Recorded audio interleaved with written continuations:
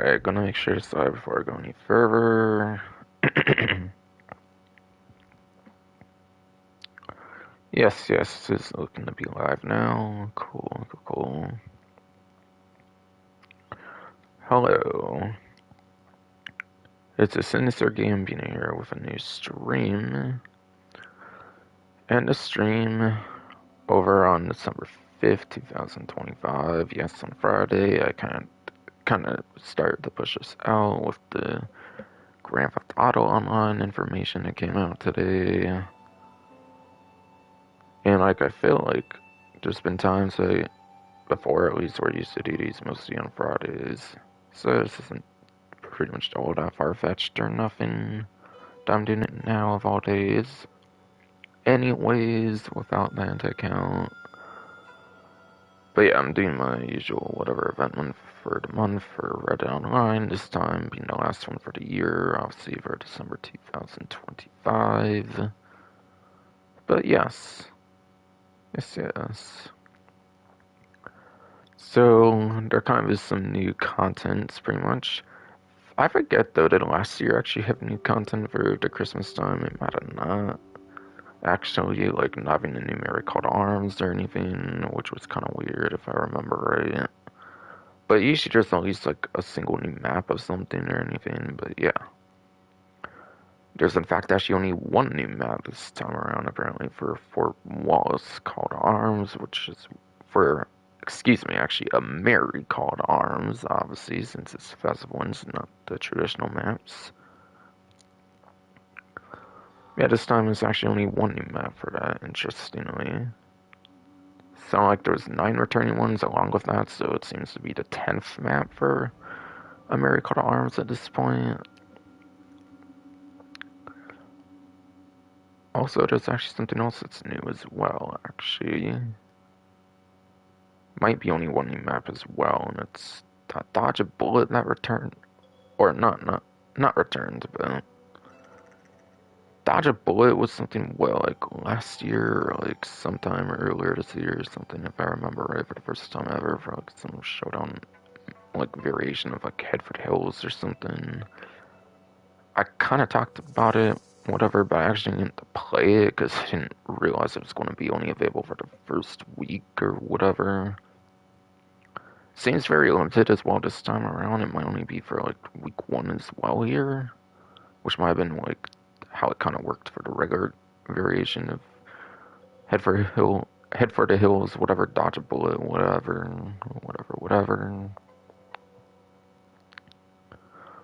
So yeah, it seems once again they're being pretty limited, restrictive of the amount of time like you can really play the Dodge a Bullet for whatever reason. And again, my speculation was it's kind of like a mode where it might work kind of like, I think where if Arthur Morgan tries to go into like the Red Dead Redemption 1 map, like eventually he'll get like sniped. He gets like sniped to death or something if he try to go out of bounds from like the Red Dead Redemption 2 map or something basically. If I recall correctly, that's basically a thing there.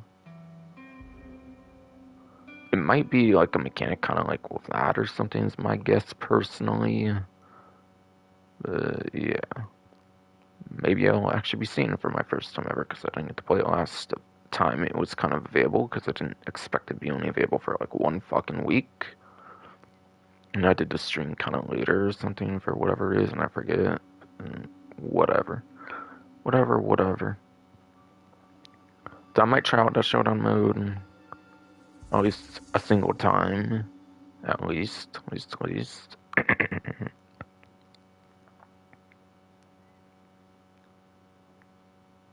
So that's pretty much the couple of things that new content it seems going on. That's particularly that yes seems to be the particular contents for that particular year with my tongue twisted yes.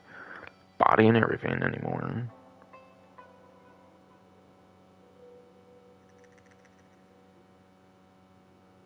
So yeah, I think that's what that Festive News Showdown is, obviously that like Headford Hills, dodge a bullet and like a certain like snowy map variation or whatever. Yet a Miracle to Arms returns also with that one new map. That's on double rewards, the 2 times. It can be seen on the American arms as well, not just even the text there. So cool. Though has to be in the like holiday mode, it kind of makes sense of like pretty much the only appearances that they would be on it 2 times and not really much ever on their regular amounts, kind of. Also, there is apparently bonuses for sampled sales and more.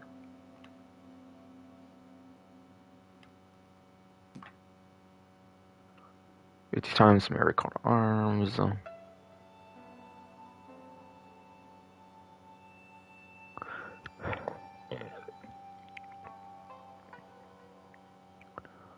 Yeah, new standoff, of course, for Wallace, aka what I pretty much chose for the title of the stream. For month 6 editions as well, apparently, for yes, month 6 editions of the Strange Tales of the West quote-unquote DLC. While it wasn't downloadable, it was kind of like a major update, kind of, in a way, for standard modern days nowadays of the game, so yeah. Allowed me to refresh like titles and stuff, so I wouldn't like run out of titles and stuff either. Per se. But yeah, so yeah, Fort Wallace, obviously, yes, the one new map, just to be 100% clear once again. And yeah, 9 returning maps apparently for what should be 10 maps total. All will be 2 times money, XP, and gold apparently as well, actually. Should probably talk about these actually kind of here. So I assume payouts will be obviously same as like All Hallows Call to Arms, as well as obviously mostly the traditional Call to Arms. I assume they would pretty much all be pretty much identical in the payouts, obviously. So if I remember correctly, when it first came out, like 3 times, I want to say you could get upwards to like $900 if you complete like a whole 10 waves somehow. XP. Like 8,000-9,000-ish, I think, on triple, maybe, if I'm remembering right. It could be wrong. But again, it was so long since I saw that screenshot, something from like GTA Series videos or something, maybe on like a community post or something. Yeah, gold is easily the least impressive, being like, I think it's like 1 gold bar standard, so you'll only get like, what, like 2 gold bars, I think, even if you complete all 10 waves or something. If I recall correctly. So I could probably still better off doing something like Bounty Hunter for gold, even at the standard rates. Oh, and I forgot to turn off my laptop. Right. God fucking damn it. Should maybe use it for things like this, honestly, help a bit more, and not just my phone, but like... I didn't mean to have that on still, basically. Hold the fucking phone here.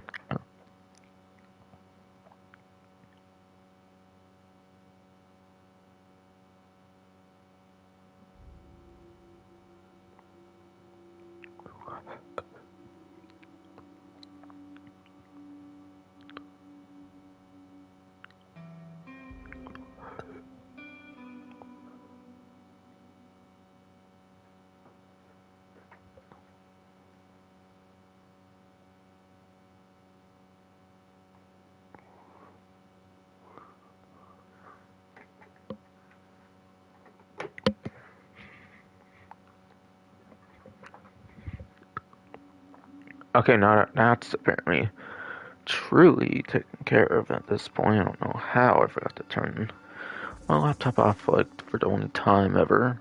Not that I'm on it the most frequent, but what the fuck ever, I fucking guess.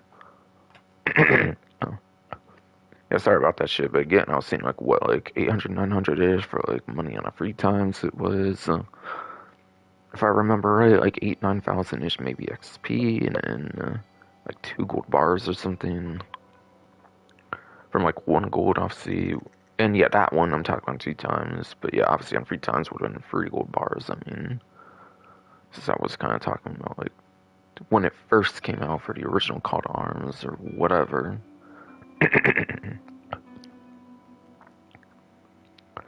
So obviously, if that's like 3 times, I think like traditional amounts are like something like $300, like 2-3,000 ish, like XP, in like yeah, a single gold, whatever. What do you like the normal amount then?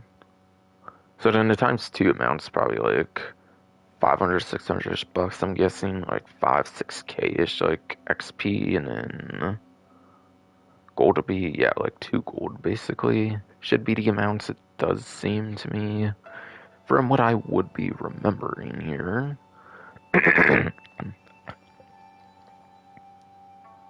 Yes, from what I would be remembering here, and it should be correct though.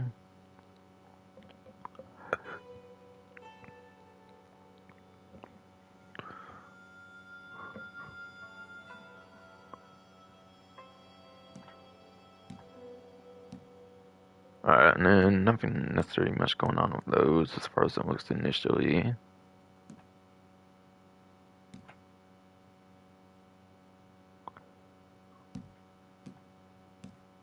As I can tell, nothing much to go over there, basically.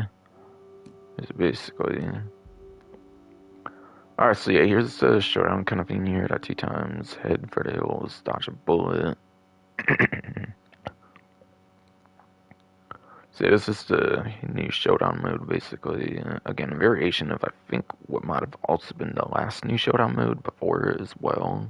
For the dodge a bullet variation of the head for the hills. Again, I said I didn't get to play the original one because I didn't expect to be only available for the first week or something. But yeah, and for whatever reason, I think I got to it like later than I meant to or something one time. Probably because it's kind of depressing playing Red Dead when it gets the back burner compared to their older game, GTA Online, obviously, for Rockstar Games. But yeah.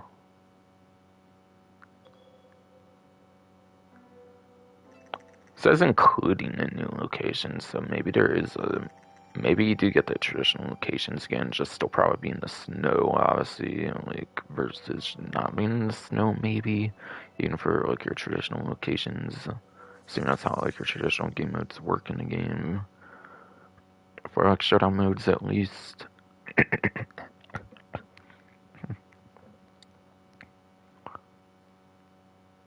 And that new location is apparently is E-Wing Beijing, whatever.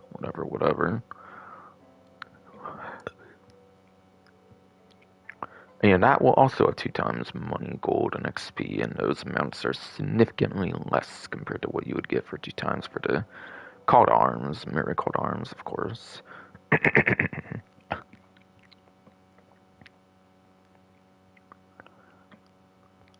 But yeah, the money's probably kind of a joke. Honestly, the gold can maybe kind of be better than the call to arms because you don't have to get like pretty far just for 2 gold bars, I think, for that. Like I was kind of going over earlier, and then XP could probably be alright. Especially for money, you're definitely want to focus more on the mirror call to arms. XP probably as well, assuming you can get really far on the mirror call to arms, even. So this I would say is more for the gold in particular between those two particular things at least, is what I would definitely be saying. Logically speaking.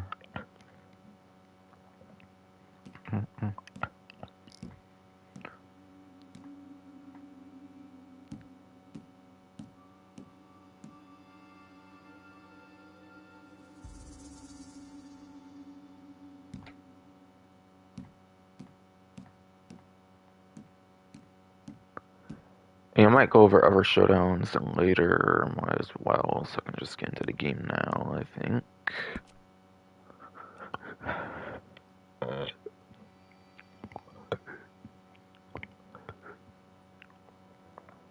For LCD Online. Oh, and yeah, before I forget, though, by the way, to address the elephant kind of in the room, I did make a video about the announcement, but yeah. Red Dead Redemption and Undead Nightmare officially came out on the PlayStation 5 natively this time. Xbox Series X/S for the first time ever. Technically, like, aside for the backwards compatibility, which is more so the 360 version for backwards compatibility, which is kind of a separate version, even more so than PS4 to PS5, obviously, which are almost identical because it's the same studio, like Double 11 Studios, all that kind of stuff, whatever that ported it, whatever. Switch 2 got it, which again, it was on the OG Switch, so it's kind of like easy conversion, just like PlayStation 4, PlayStation 5. Nintendo Switch to Nintendo Switch 2, they have free upgrades as well, as a reminder. Xbox digitally, I think, can upgrade, but not physically, from what I've heard. From what I've heard, 360 can upgrade digitally, just not physically, for like a disc, if I recall right, from what I've heard, interestingly. But again, with the older version, that's not the most surprising, I suppose. Suppose. Obviously, it's not like Rockstar, like, doesn't have like full access to the game, like what Red Dead Revolver, whatever was originally Capcom. They bought it since like Revolver. They pretty much fully own Redemption, from my understanding. So, like, not sure what's up with the weirdness there. It's probably for the best it works the way it does, though. That way you still have the multiplayer version to play as well for the Xbox 360. Because God forbid they did it like the San Andreas. Like, you can actually use OG Xbox disc of San Andreas, but you get the stupid, like, not the trilogy definitive edition, but you get the original remaster, which might have been, which honestly, in terms of like gameplay, might have been honestly even worse than the definitive edition.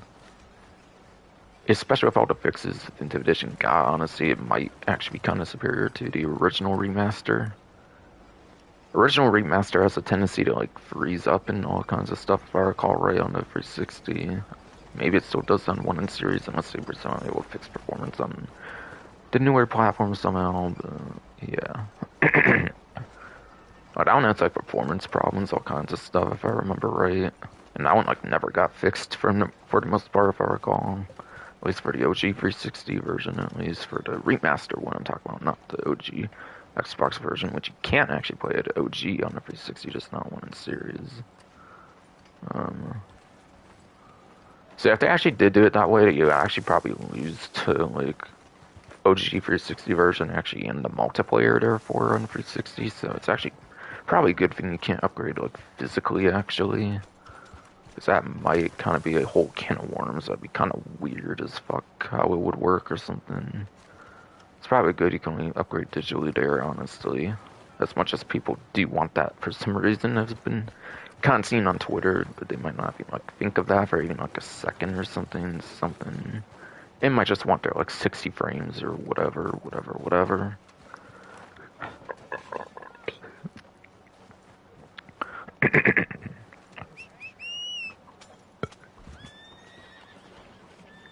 And also, it is on iOS and Android, as well as like Netflix subscription. Ironically, I've heard the San Andreas actually leaving the Netflix subscription. Interestingly, speaking of San Andreas, I was kind of comparing like the upgrade pass between like San Andreas, how that works, and how it could work if they did a certain way, and it thankfully doesn't work that way for Red Dead Redemption. Now that there's the new version out, obviously.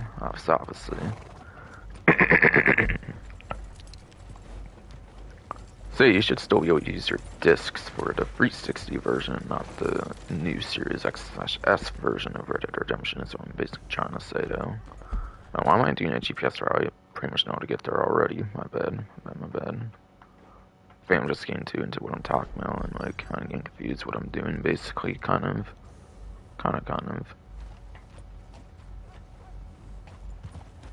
That's my bad there.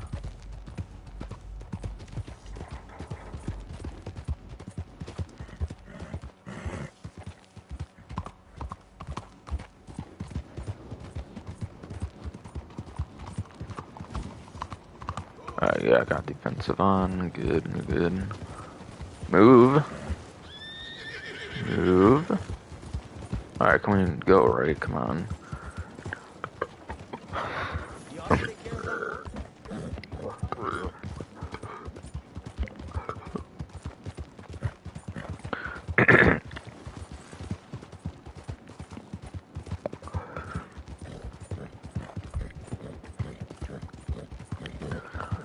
Yeah, most importantly, what I wanted to address, again, I know, like, I covered on it, obviously, on a dedicated video, though, but, yeah. Like, after that minute of, like, talking about me not doing, like, the GTA 6 delay #2 video, because I didn't really feel it was needed or anything, even though, like, the big YouTubers obviously did one. They probably did more for money making or something, honestly, but, like, what more was there talking about all that much compared to delay 1, honestly, I felt, but, yeah. Because this game over here, the single player of it at least got delayed twice after all. Because I wasn't even like surprised that it was happening there, but yeah. Black Bear, I think that was. They usually kind of go away from you though, so I shouldn't have an issue with that. At least, that's at least what I understand. And then what else was I going to say here again? Yeah, the main elephant in the room I want to address though. Yeah, I'm not going to do another walkthrough of the game. Obviously, it's the same game basically. So like, why would I? I already played Red Dead Redemption and Undead Nightmare. Albeit at 30 frames by my choice when they eventually added 60 frames. I could have played 60 frames on Undead Nightmare, but since I had to play basically 30 frames or whatever on the original Red Dead Redemption, again, I know Revolver's the thing I'm talking about, like Redemption, particularly the original one of that.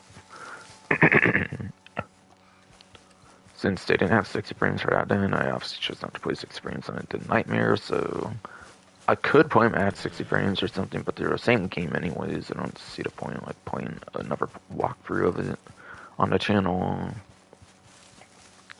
Like, I do like the new version of it, unlike the trilogy, which was from the same people that made the shitty San Andreas 360 version I was just talking about. That had performance issues, at least on the 360, which I don't know if... I don't think that ever got fixed there, at least, for sure. But, so I still play it, like, well past the 360's lifespan. I think in like the 2020s one time, and it froze just by switching weapons or something. I think one time, not even fucking joking, not even fucking joking there. But yeah,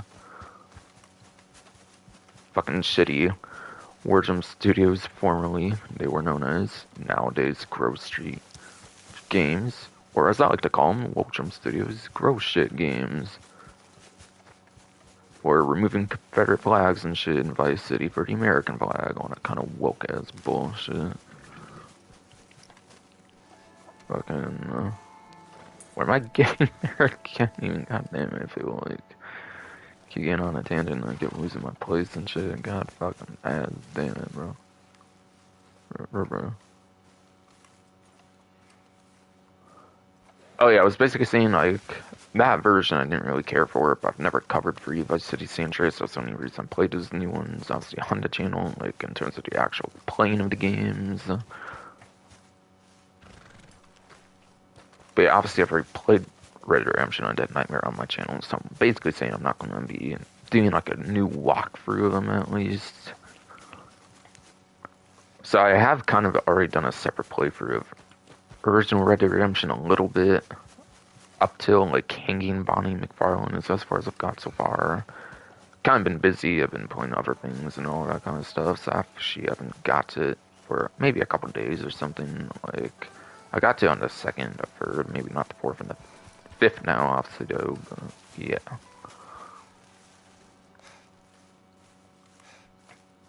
See, I was kind of downloading it on the 2nd, so I didn't get a day's worth of playing it, but I did play it a kind of bit, maybe. Not as much as I wanted to on the 3rd, but yeah. Other games and events and stuff that are like Rockstar and stuff as well. I'm kind of doing that shit. Kind of, so I can't find time for that. And due to stream, having to make a video on the G-Town Online DLC. That's apparently now coming December 10th and not the 9th now, interestingly. But yeah. Yes. My boy Michael's apparently getting a DLC, apparently. So that's really cool. Actually putting him in modern day G-Town Online is really, really cool. So that's hype. Even though I wish this game was getting content over GTA, but still. Being the more recent game, but whatever.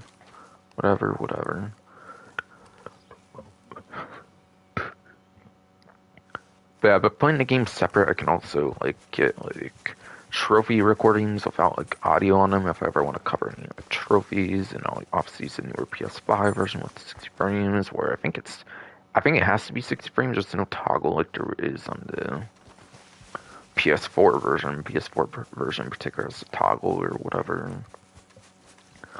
PS4 version, yes, in particular, it's a toggle.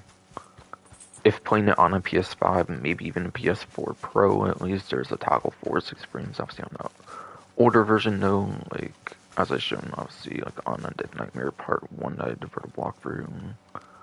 But yeah, the newer versions I think have to be 60 frames. There's no toggle for 30 frames even on the new versions, which is probably a good thing. So you're always playing with the good quality version. It's not a trilogy, quote unquote, definitive edition where you actually have 30 and 60 frames like the OGs. Which honestly, I kind of prefer having the option for both.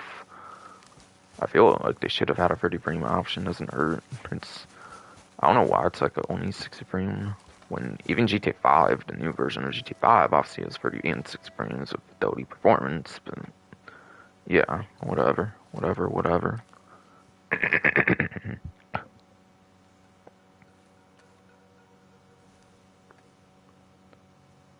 So yeah, maybe I'll get recordings for all the trophies if there's any particular like trophies I have to go more out the way for. Maybe I'll do stuff for that down the line or something if I ever want to.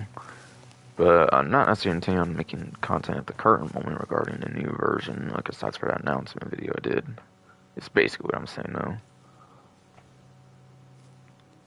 So it's kind of talking all kinds of tangents and stuff of like other things and stuff. Yeah, while related to Rockstar and kind of what my main point was for Red Dead Redemption. Yeah, kind of went on longer than I thought because it's like 27 minutes in the stream now. So I did want to check my stream, make sure it's going fine though. Actually, here right now. Alright, yeah, gameplay seems to be showing fine. Okay, good. Good. On the like miniature thumbnail viewer. Okay, so now I think I'm ready to talk about the event stuff on its second. Again, sorry it's taking so long, but obviously a huge Red Dead series news has happened with the Red Dead Redemption thing that came out. For the new versions of it on consoles in the last like couple days now. Released on December 2nd as a reminder. So being the 5th, it's been out for like a couple fewish days at this point. So relatively new. I think December 2nd is also the start date of this event month, ironically, as well. So it shows the same day as the event month for this came out as well, which made it a huge day for the Red Dead series, I suppose.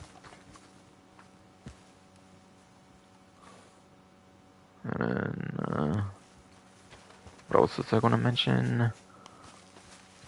Is it Red Dead news or something? Oh yeah. Rockstar has new apparel, actually, that came out today as well, alongside the announcement of the Mansion update, actually, today on Friday, December 5th, or whatever they announced, of course, actual true release date for that Safe House in the Hills that they revealed like a DLC name at like a 15-second like teaser trailer or something for it before, but with like a more proper minute-long trailer and stuff now with like all kinds of crazy information I'll be maybe trying to release for tomorrow on Saturday if I have the time for it, or if not, then Sunday or something maybe. Speaking of you shitty fucking body, like throat hurting and shit, I was messing up all my stuff nowadays, but yeah. Fucking, there is actually some new Red Dead related like apparel that came out in the Rockstar store, I think is what they call it nowadays. I think it used to be called the Rockstar Warehouse, but yeah, I think nowadays it's called the Rockstar Store for whatever reason. Kind of a dumb name change. I feel it was much better when they called it the Rockstar Warehouse, quite frankly. Yeah. I think just today, again, with the mansion, like more details on those, they announced some new apparel. I'm trying to think of what I'm trying to say. But I'm talking about just the Reddit stuff, kind of in a sense, just because obviously don't want this going on too long. Or maybe I'll talk about more of it just because like it's a stream. I have a lot more time on a stream than a video, obviously for miscellaneous stuff, obviously. But yeah, they did an interesting collection of shirts. There's Rockstar Varsity Crew Necks, whatever, which kind of explains the black one that was coming out with the December update in game, actually. But yeah, I think when you get like the gold tier, when you do like all 3 of the new listings missions, getting that like $2 million discount on that stuff, there's like that black like Rockstar Crew Neck Varsity thing, whatever that's coming out apparently with the December update. Turns out that's also some real life clothing that's pretty much came out today as well, actually, for real life. Just gotta wait a little longer for the in-game version for the black one, at least. Yeah, that's really cool. Apparently they're like 80, $90, I think, at least in the States, like before tax even. I think free shipping's like $75 there as well, and the Rockstar store some crazy amount, if I recall. So at least you'll get the free shipping pretty much guaranteed on that one like shirt, I guess. There's 2 other colors of it too, I kind of forget what it is, but yeah. And they're doing like a new interesting like kind of screenshot kind of like shirt kind of thing where they chose like something like what, like 9 games, I think.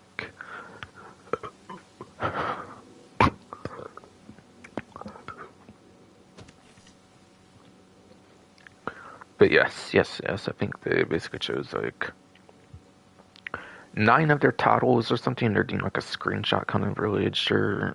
Of course, they have like some of your iconic Fruit Universe GTA games that they remake the fuck out of alongside 5. I noticed they skipped GTA 4. They did skip GTA 4 in episodes of Liberty City. They didn't do ones for those, I noticed. Because, of course, they didn't. Why would they? They still haven't made a 9th gen version of those games for 4 episodes in Liberty City.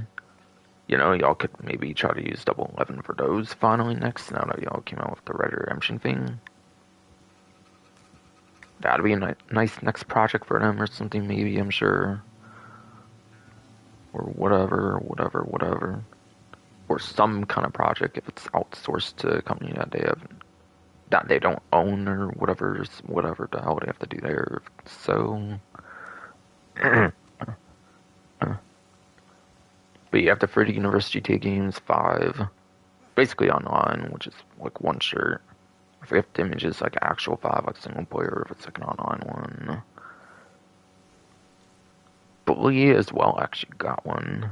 To be fair, Bully got better treatment recently, like last year when they put it to plus and stuff, so it's not all forgotten compared to other titles that were a little more surprising.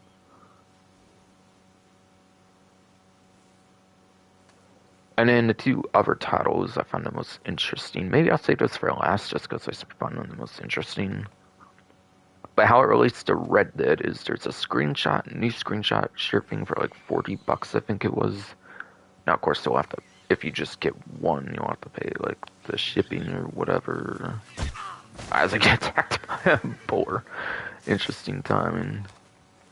God damn, we got tackled by a boar. What the fuck? Guess that's not like me talking about like Rockstar Warehouse formerly, aka the Rockstar Store, I guess. Instead of doing this event stuff right now, but yeah. Yes, so.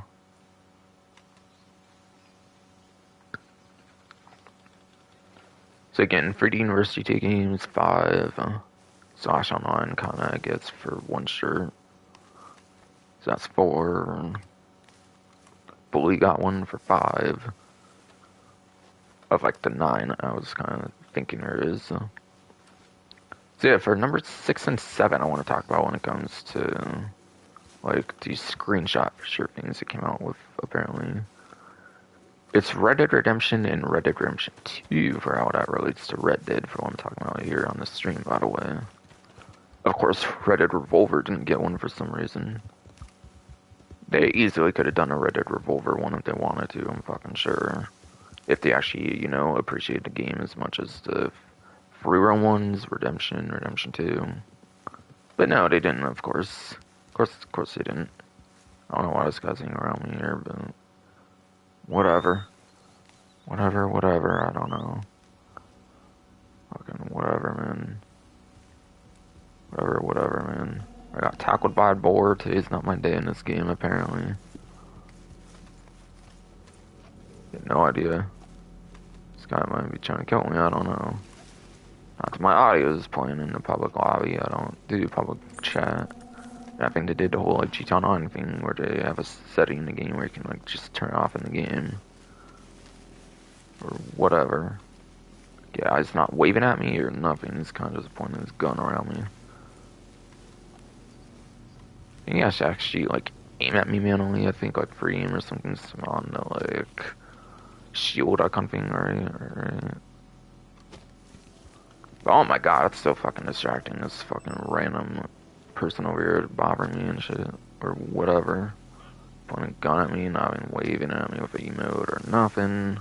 Seems more like they want to kill me than anything. Fucking. So again, screenshot shirts number 67, where you got Red Redemption 2.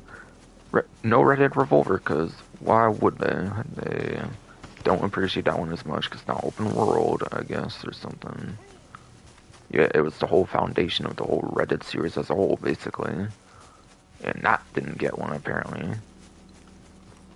Super disrespectful to the Red Dead series, of course. They had to find some way to disrespect the Red Dead series by not doing all 3 Red Dead games and not just 2 of them.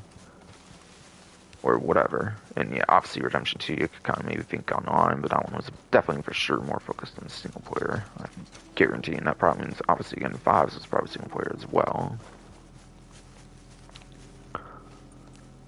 But yeah, really, no Red Dead Revolver screenshot shirt. Well, Redemption 2, that one is such a slap in the face, bro. For real. To the Red Dead community, though, I feel. Especially the ones that actually know about Revolver and care about Revolver, and obviously. Again, even if you haven't played, it's the whole foundation. Again, if you have not played Red Dead Revolver, it's the whole foundation of the fucking series that made this fucking game, basically, in the first place. And Redemption wouldn't have those two without that, basically. Or at least not in the ways they came out to be, I'm pretty sure. Again, I kind of told it a little here, but actually, Revolver was actually originally a Capcom game, I believe, and then they bought, like, the game or something. Purchased the game from what I've heard from them. And that's how Revolver came out as a Rockstar title and all that kind of stuff. And they've done the series good justice, of course, for Redemption 1 and 2. Maybe they ended up giving this series more breath of fresh air, and Capcom could have gave it possibly, not digging at Capcom or nothing, but yeah. Yeah, of course they find some way to like not be good to the Red Dead series like the GTA series. Albeit, yeah, they skipped 4 as well, so I guess it kind of took the piss against both the GTA and the Red Dead communities, I guess. Not acknowledging GTA 4 as well as Red Dead Revolver. Okay, and then, yeah. 8 and 9 for the screenshot teas I find personally the most interesting. Manhunt actually got one, which is pretty cool. You don't really have Manhunt merchandise, I think, aside for that right now. I think on the Rockstar store. Of course, Manhunt probably got like some merchandise somehow in some way, shape, or form in like 2000, like 2, 3 or whatever it first came out. But obviously, that was before the internet was like super wide stream and all that kind of stuff, whatever. So having a new Manhunt merchandise item is pretty cool, definitely for sure. And then, honestly, the one I found to be the most interesting actually was Midnight Club Los Angeles actually got one as well. They actually acknowledged that game with a new merchandise, and I assume that one doesn't have like anything as well on the Rockstar store besides for that. Besides for that, yeah, I don't think like Midnight Club has anything really for a Rockstar store for like merchandise. I'm guessing alongside Manhunt 1. But yeah. So it's cool seeing those actually represented on the Rockstar store when I don't think they necessarily had like clothing merchandise available. And yeah, that might have been like something like 2010 or something like 360 days. Maybe there was starting to get more accessible with some of their merchandise and stuff back then. I'm not 100%, but yeah. Some of those might have some of their most commercially available merchandise from Rockstar themselves in their whole series lifespan for the case of Manhunt, especially in Midnight Club Los Angeles. And yeah, I think most of them are black. I think most of those are black screenshot shirts. San Andreas, or no, actually before that, Vice City, I think has a white one, I believe. San Andreas, I think they made a green one, which is pretty cool. In terms of the color, at least. Otherwise, I find it pretty meh, in a slight sense, as compared to some of their other ones. The Red Dead ones are red colored, obviously, which is cool. Not too unexpected there, obviously. I mean, that's what the color they obviously chose for other shirts for the series as well. But yeah, Manhunt one, going back to that one's... Or actually, wait, the Bully one? Bully one might be bluish or something, I'm not sure. You would think, at least, but yeah. If not, then it's probably like some black one or something. But the Manhunt one is kind of a traditional black, so it's not too different, but like it makes sense with Manhunt for sure being like stealth and stuff. You would want like a black shirt for that, obviously. So I'm not like saying the like generic black color is bad on the Manhunt shirt. Obviously, it's good. Obviously, like I think black works better than red would have, but red would have worked good for that too. But obviously, red Dead is already using like red. So Manhunt with black sure makes sense, even if it's like kind of the most common colors of the screenshot shirts. But what I found cool in the Manhunt one is actually it's like a tag that's kind of resembling like the tape, like cassette kind of tape, kind of like. You have like the cassette tape kind of like font or something that they use in that game or something. It's actually like the back tag thing or something like that, which is really cool. And yeah, I think all of them have like a theme like that as well as like their back tags. They don't add too much per se, but I do like. But no, it does add a nice atmosphere to those shirts actually. So I would say it's like a nice detail, even if it's not the greatest part about them per se.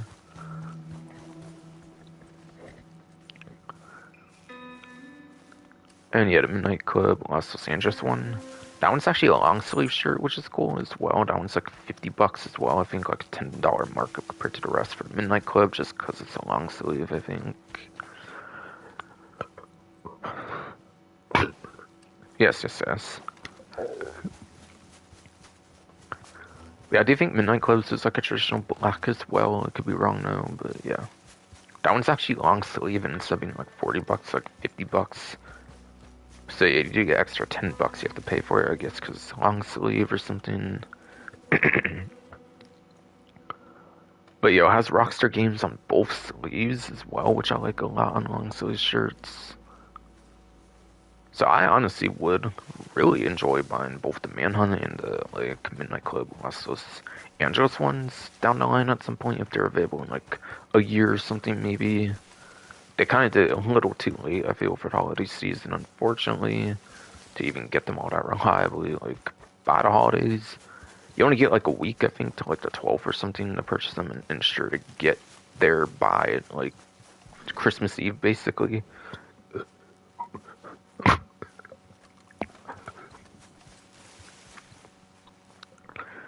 I think yes, to get them by Christmas Eve, you do have to actually order them by December 12th, at least in the States and, like, a lot of other places. UK and Europe, I guess you get told the 18th, I guess, even maybe because they're more headquartered over there, or like their warehouse is located there, or whatever.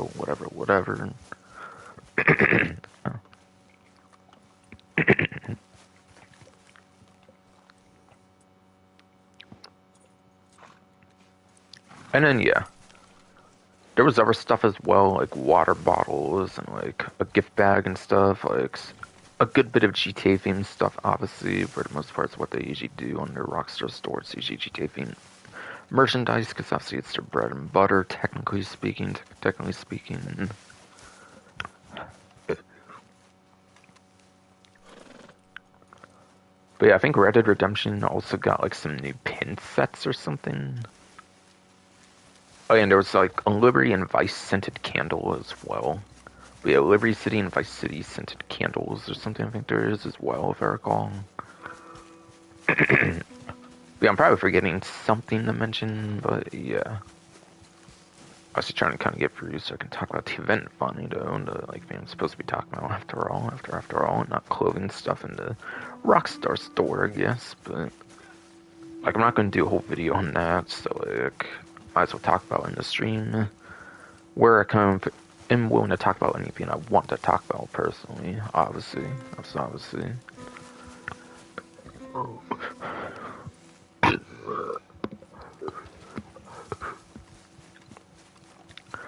Obviously, yes. Better talk about it in the stream than like the video, obviously, and that kind of coincide with the mansion thing on the same day, I guess. But yeah, yes.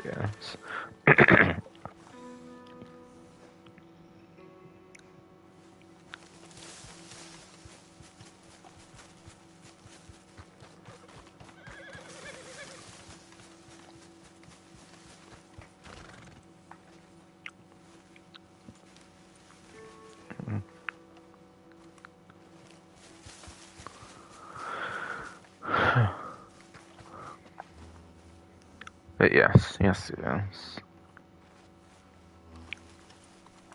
Stupid body being pricked though, but yeah. Again, there was a Liberty and Vice candles for like Liberty City, Vice City themed candles, I guess. Vice especially, I would maybe see the Vice candle being a hot sell, because people are just desperate for 6, I feel. But yeah. Yeah, there was water bottles, like candles, there was like some welcome mat, I think, or something. I forget, like, there's certain words on it or something. I don't know if it like themes off of 5 in particular. I think it's probably based on 5 in particular or something, I forget. It might be the one that like Franklin has or something for like Chop or something, I forget, I don't know. Like, yeah. Just a guess here. Don't quote me on that, because like, I don't remember. Like, yeah. There's a welcome mat, water bottles, candles, and yeah, there was like pins, like some enamel pins or something, I think. But there's at least one new set that was Reddit themed for like enamel pins, is basically what I was trying to get for last but not least. Yeah, there's CtA ones as well. I think there's like Rockstar particular ones as well, or something, like their own logo or something. Forget.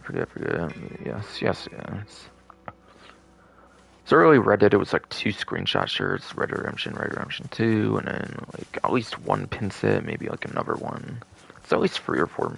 There is at least like like 3 to 4 new like merchandise things in the Rockstar store for Reddit series as a whole, is what I'm saying, basically.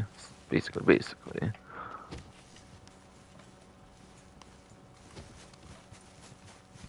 So that's what I'm basically mentioning, basically.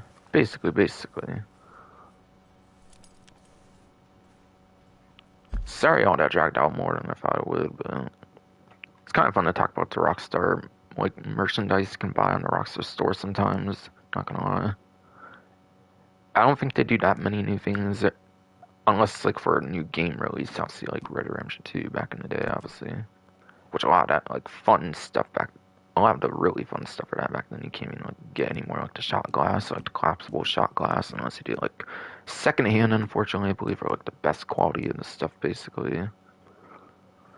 But it's cool to see them still supporting stuff, and surprisingly, Manhunt and Midnight Club Los Angeles actually getting clothing items, which I was not expecting this year, that's for sure. But yeah.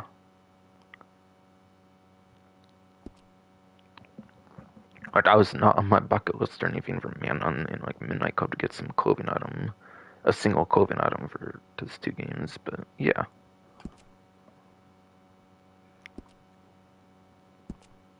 But yeah, going into the main program here, though, finally, no Fast and New Showdown, 2 times money, gold, and XP. Head for the hills, dodge a bullet, yeah. Ewing, Basin, whatever, map.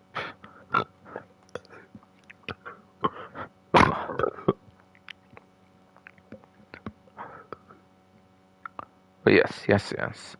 Ewing, Ewing. It took just for what the hell? What the hell? Fuck you, stupid goddamn fucking body. Like, throat, stomach, hernia shit. Come on. But Ewing, Basin, whatever.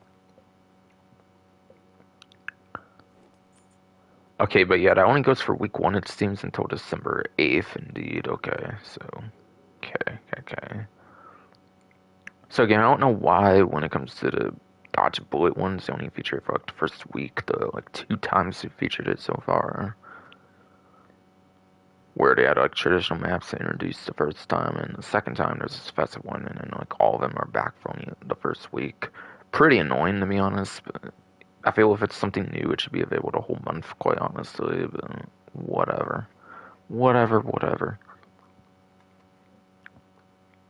Probably check that out because I didn't actually play Dodge Bullet like at all before. That's the one new thing there was you only get till December 8th, albeit I think that was kind of apparent since obviously it's a featured series and whatever, and those usually do you have to switch out each week.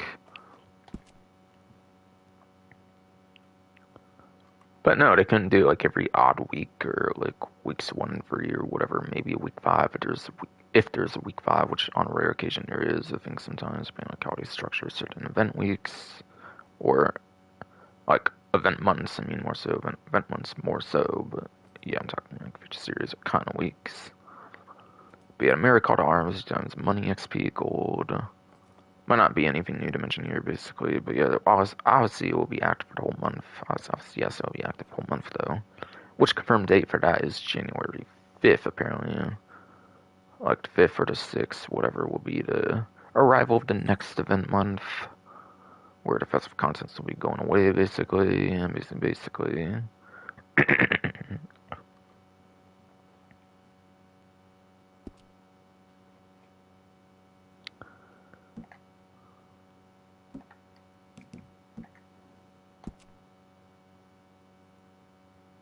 Sample sales 3 times money XP, roll XP. It was kind of mentioned earlier, but it's kind of just in like the general like section where you like get into the public lobby.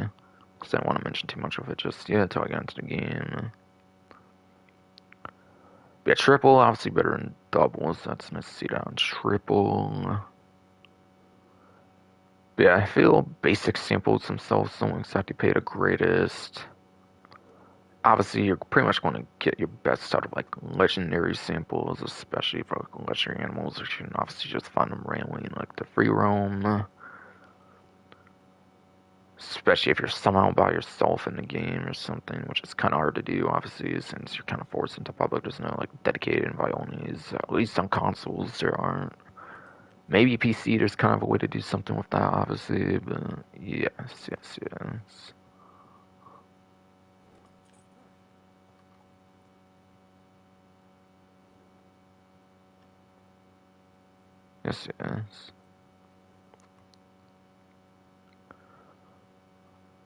But yeah, legendary animals, especially for the legendary animals, siding missions are probably the best way to get them. For those missions, you can just start up simply from an area. Like those legendary animals, siding missions pretty much will be the best way to do that, surely.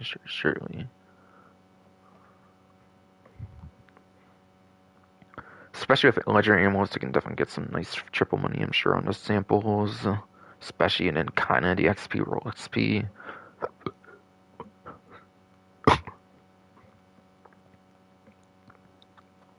Yes, legendary animals, especially for those easy to do starting missions, could definitely be the best way to get that triple money, XP, roll XP, for sure. And when they're being legendary animals, they would surely be a nice amount of money, at least, given like how little you have to do for that, basically, especially being tied to missions. They just simply do from area. Now, when it comes to sample sales, I don't know if it ever includes like full stamped collections. But yeah, when you do a whole collection, like stamped or something, you kind of sell the whole set of that, kind of like a collector set, if I recall. I've never done one myself, but from I've yes never done one myself, but from what I My God, why are we so tongue twisted right now? Goddamn shitty, goddamn fucking body, throat, stomach, hernia and shit. Come on, come on, come on. But yes, yes, yes. But yeah, again, what I was trying to mention, but for some reason, keep me on super ass tongue twisted as fuck when I'm trying to mention stuff. Yeah, when you do like a whole like set, there's a way to do like a whole set, basically kind of like a collector sale, obviously, where if you have stamps for like everything of a category, you can like sell that. I'm not sure if that ever sells for triple, I'll be honest. I know like collector sets, you can get like the whole set for like the double money and like triple money, but yeah, I'm not sure if you can do that for like whole like sample sets and stuff. I know the easiest one I think is like the farmland animal. The farmland animal one I believe is the easiest because they've actually nerfed that one to like I forget. Was farmland like $60 or something, or like $40 they reduced it down to or something, I forget, for like a whole sample sale. I don't know, maybe. But yeah. That's farmland animals is basically the easiest one from what I've heard for the sample like sets, kinda like a collector set for the natural samples. If you're looking for like a traditional one to farm. And then obviously it's gonna be a lot more effort to get like legendary animals for like a whole sample set of that. But for some reason that does get to be triple for some reason. That would probably be an insane amount of money, I assume, if you could do that though. So in some ways it can be a better collector in a slight sense, I guess, in that kind of sense, but yeah. Um, Money-wise in general, though, I do feel the collector does, overshadow the naturals, though, but obviously being done 3 times is what you should be doing for a roll right now. Obviously, yes, for a roll, this should be what you do for 3 times right now, obviously, though, obviously, though. For just one particular event month, at least, at least. Apparently, it looks like if you sample legendary animal, you also get the Prowler hat. And then just selling any sample over to Harriet. Yes, Harriet will get you the Amador pants, apparently. Interesting, interesting, interesting.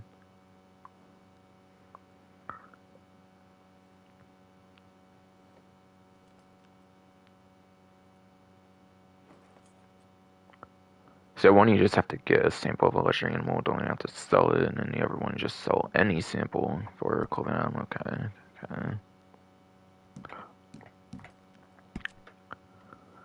Alright, on to free Winter Evans repeater, apparently, if that's rewards each week. You'll shoot their eyes. That's supposed to be a Christmas story reference or something on the text they put in there. Interesting. Interesting.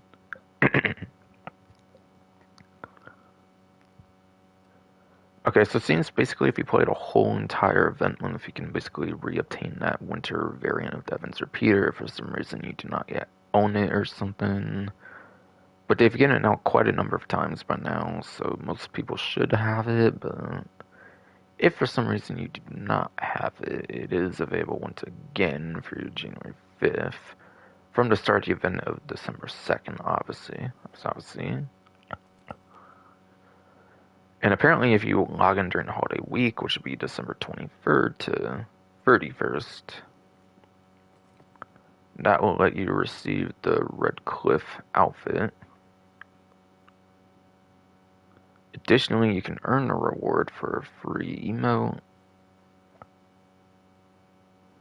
free honor reset, and a weight loss tonic for returning during the new year, which will be January 1st to 5th.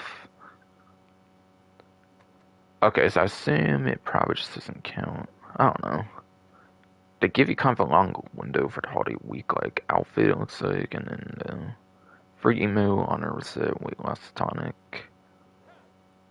Or wait, is most of that actually for January 1st, 5th, actually, right? Interesting, it starts on the 1st, not the 31st, kind of overlap with the last save to one thing. But I mean, the 1st is New Year's Day, so that still works pretty good, to be fair, for timing, I suppose.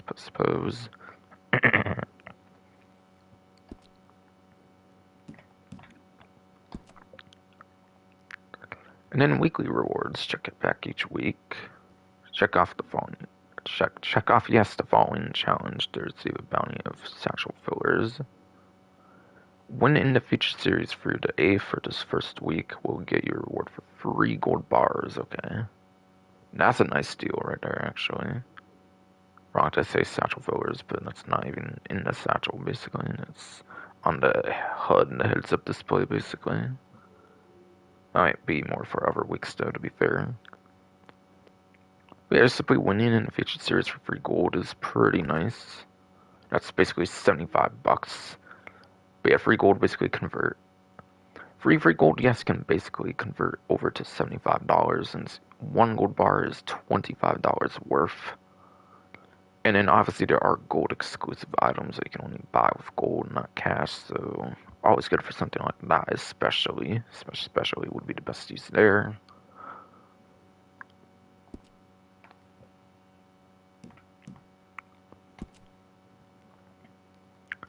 And then returning limited time clothing. Don't miss your chance.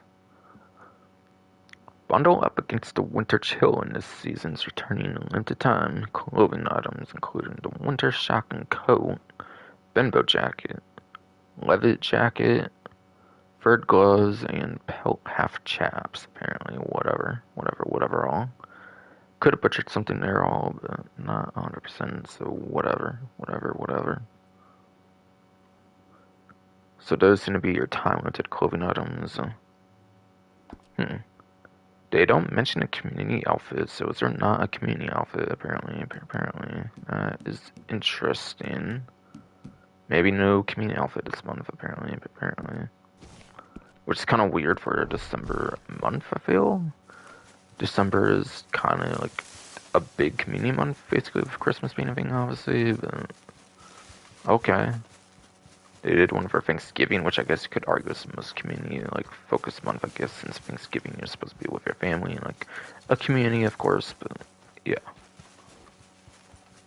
kind of interesting there, I suppose. Or maybe there is one, and maybe they just wanted to feature like a bunch of other stuff that wasn't that for some reason. So maybe there's one on the newswire somehow. No, it doesn't seem like there is actually. Interesting. Is that usually what they do in December, or is that the first time in December, like any month recently they've done that now? Maybe.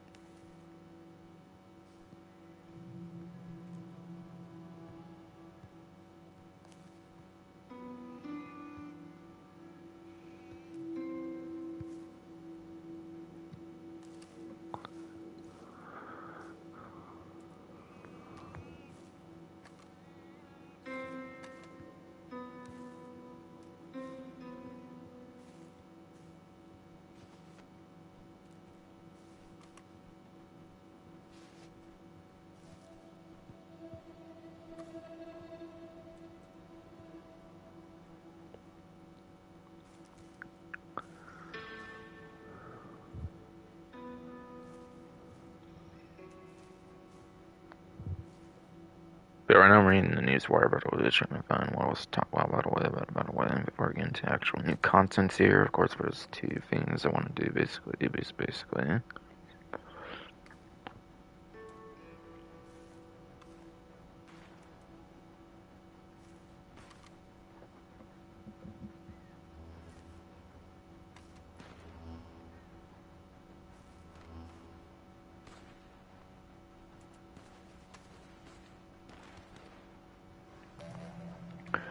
But as a reminder, Camp Moonshine Shack and then even the streets of Saint Denis apparently have like festive stuff going on apparently as well for like decoration, all that kind of stuff apparently.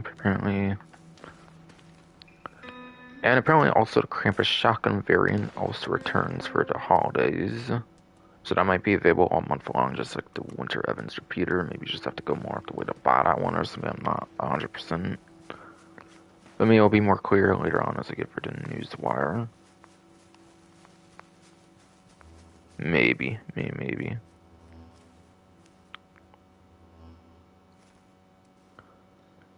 And if for some reason you haven't obtained like the Miracle Arms and all that stuff, whatever, then you have to check your camp lockbox or local post office for telegrams. But I assume if you already have the Miracle Arms at all, if you've collected it before, it might already just be there for the new map, I'm guessing. Guessing.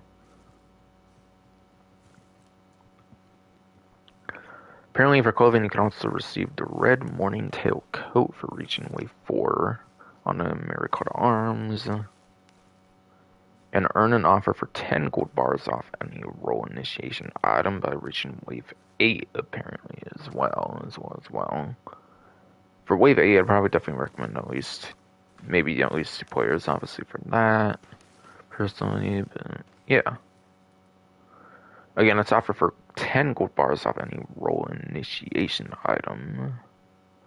As a reminder, role initiation item is actually the item you need to start a role. So I guess I could talk about like that, I guess, in some more detail. What's good, what's not. And I mean benefits, I'm in progress this time. Right. Roles. And then, yeah. So the original bounty hunter is 15 gold, minus 10 will be 5 gold for 66.6% off discount, one of the best discounts you can get, basically. Essentially.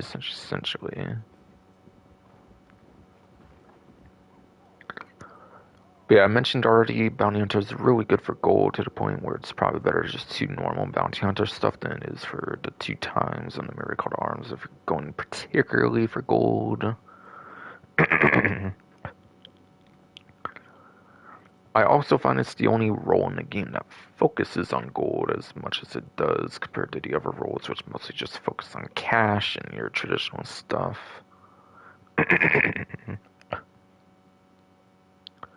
So yeah, it's especially your best beginner role for unlocking other roles of gold, since gold obviously is needed to unlock roles of those initiation items.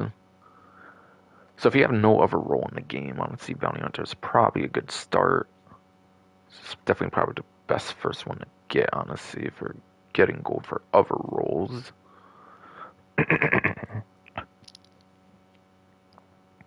So this one's definitely a top tier choice here.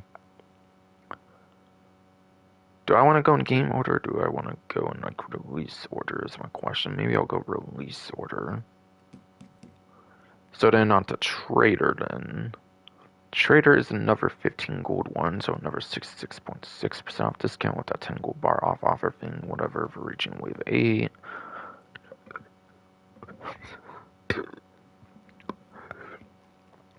This one, yes, is a huge, yes, this one is a huge, like, moneymaker role, being a business-focused one.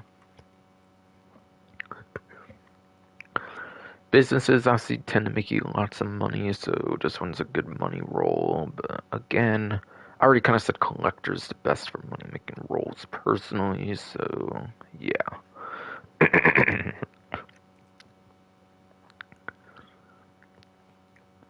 Honestly, in my opinion, I think Trader might be the worst role in the game, or like one of the worst ones anyways in the game.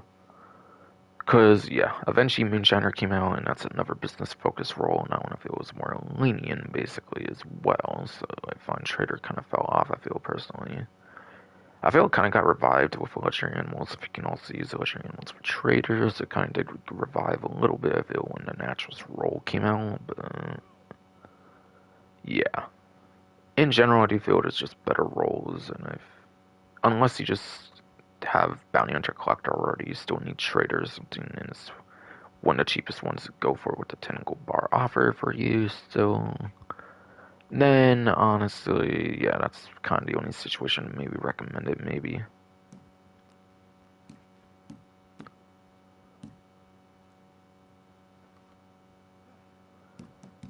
And yeah, I know it's kind of going to break the.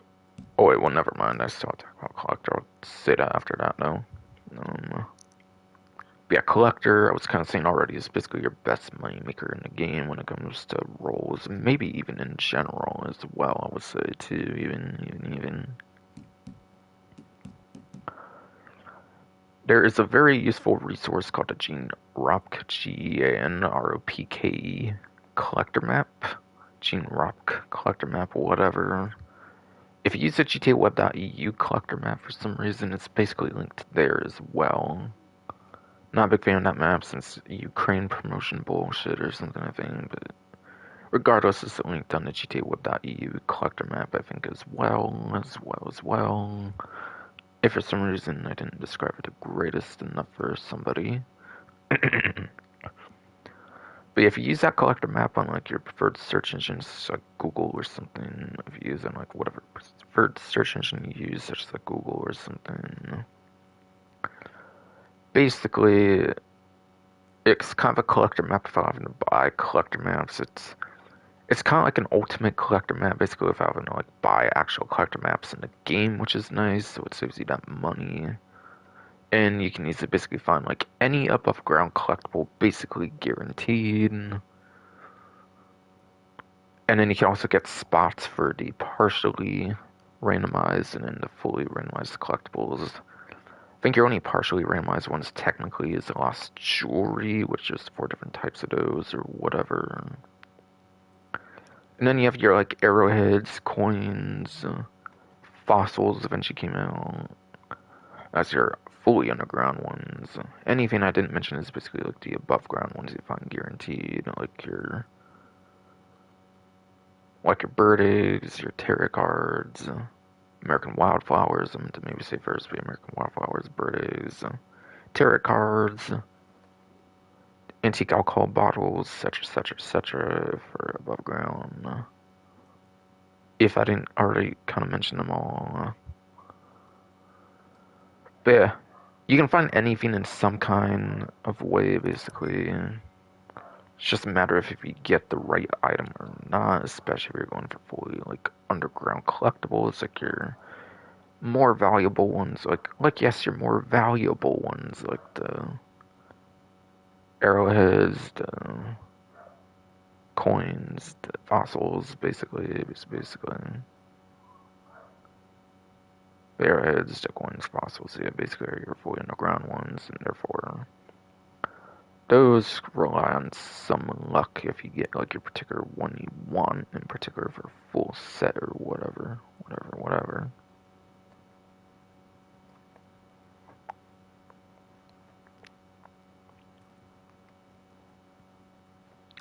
But yeah, it's a really good role. It's arguably the best role for making money in the game, I would say. So 100% I'd go for this one if you don't. 100% I would go for this one if you already have Bounty Hunter and you need like a secondary role. If you only have like Bounty Hunter for whatever reason. If yes, you only have Bounty Hunter for whatever reason, then I do recommend Collector next. Now I am going to break the order a little bit. I think it came out like after Moonshiner, I think, but I'll talk about the secondary Bounty Hunter role, the prestigious license. Now, obviously, it's not going to give you anywhere near as much as the regular Bounty Hunter. Might even be the smallest role, since you need the original one before prestigious, I believe. But yeah, basically, both Bounty Hunter things cost 30 gold combined, so each one's basically 15, so... But yeah, this one's 15 gold, I didn't mention actually yet, but yeah, 15 gold minus 10 would be, again, 6.6% off.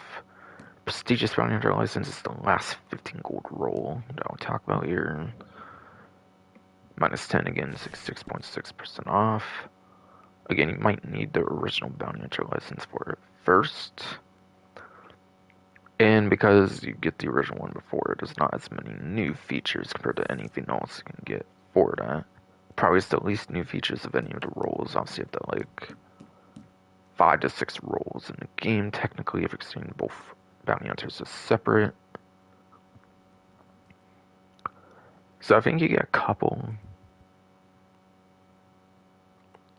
I think yes, you get a couple extra legendary bounties. Yeah, a couple extra legendary bounties for the prestigious. Player bounties you can eventually get down from like I think $20 to like $5 at some point, which makes player bounties more like actually like able to be seen. So I'm assuming most people didn't get them at the $20, that's why they reduced it down to like $5 for prestigious license. I don't really recommend player personally. Player bounties are kind of in my opinion. You would have to find a way to get them into your like bounty wagon and stuff if you're going to have any shot of like actually getting a player bounty. Like literally, if you're lassoing somebody and they're not even in your bounty wagon for a player, they could easily just break out. I think since they're a player, not an NPC, so it's actually real easy for them to break out, even if they reinforced lasso, if I recall. So honestly, for the most part, you might literally need like a player to comply with you, let them actually take, let somebody actually take your bounty or something if you're the other player, like whatever, being put in the bounty wagon. I don't know if most players are going to actually like take it kindly when you try to go for a player bounty. So even with that change, I don't find that to be that great. Honestly, the biggest thing, it might be the only other new feature that at least that I can think of on top of my head, is the Bounty Hunter Experience Award. And for that, once you hit the rank 30, which is a cap, obviously, with the extra license, it goes from the 20 of the other roles to 30 for the rank.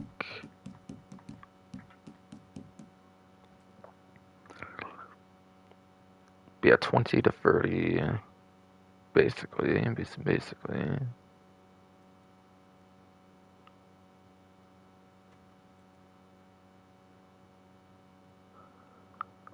But yeah, once you hit the exactly rank 30, you don't get it before you get the Bounty Hunter Experience Award. And unlike other roles where your role XP is basically finished at rank 20, you can still get role XP for the Bounty Hunter, and it gets put into your Bounty Hunter Experience Award. Every time you get that up to like a certain amount, you basically get like either 50 or 100 bucks. It, I forget it's like 50 or 100 bucks, one of those two, and like one gold bar or something, or half a gold bar or something, I forget. Which is pretty nice, which, yes, is definitely pretty nice. Gives you that extra little bit of like cash and gold that you wouldn't get otherwise. So yeah, Bounty Hunter Experience Award is definitely a very nice thing for the prestigious license and just makes it that extra bit better for something that was already really good before it even got the extra prestigious Bounty Hunter license. Alright, and then penultimate one I'll talk about here, starting with the more expensive ones now, is Moonshiner. So yeah, everything before that was 6.6% off from 15 gold to like 5 gold for minus 10 on that offer for hitting wave 8 of Miracle Arms. But yeah, Moonshiner is 25 gold, I'm pretty sure. Yeah, I think they've upped it from like not 15 to 20, but like 15 to 25. I think they upped it to on the gold amounts.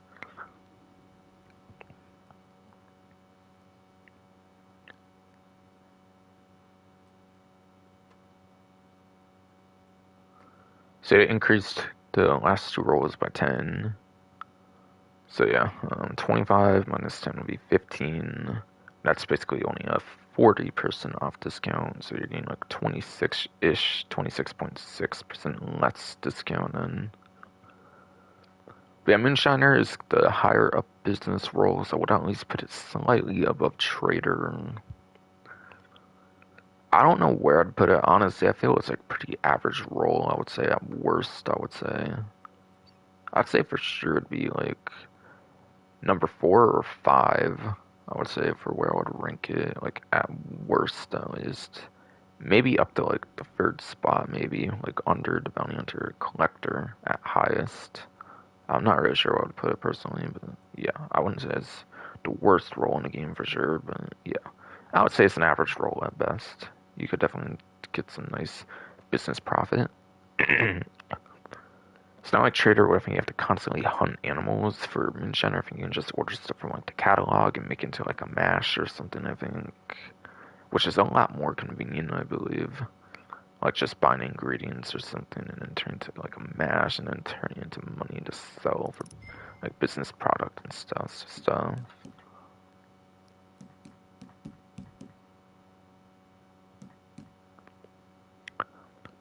And then yeah, last but not least, Natural's Roll again, 25 gold, I believe minus 10 for 15, like a 40% off discount essentially. if you put it towards that, last but not least for this. And yeah, Nachos, I kind of talked about Nachos since it's the event focus, so honestly, I think Nachos at best is an average role. I think it's overhated personally. I think it's very much overhated, no, for sure.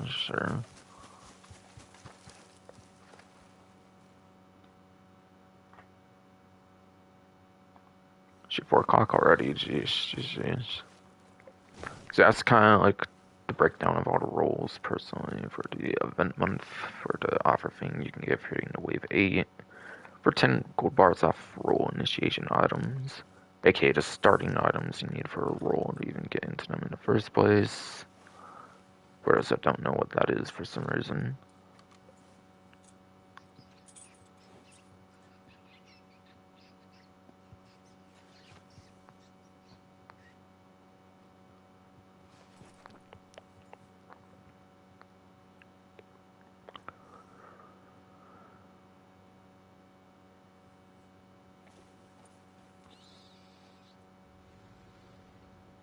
Alright, so I think it already talked about the Amador pants, but on the newswire in particular, it says, meanwhile, rank 20 naturalists can log in anytime this month to receive the Amador coat, apparently, as well. So you have to be a rank 20 and log in, I guess, and if you're not rank 20, maybe you can just turn rank 20 during the event month and then maybe log in, maybe.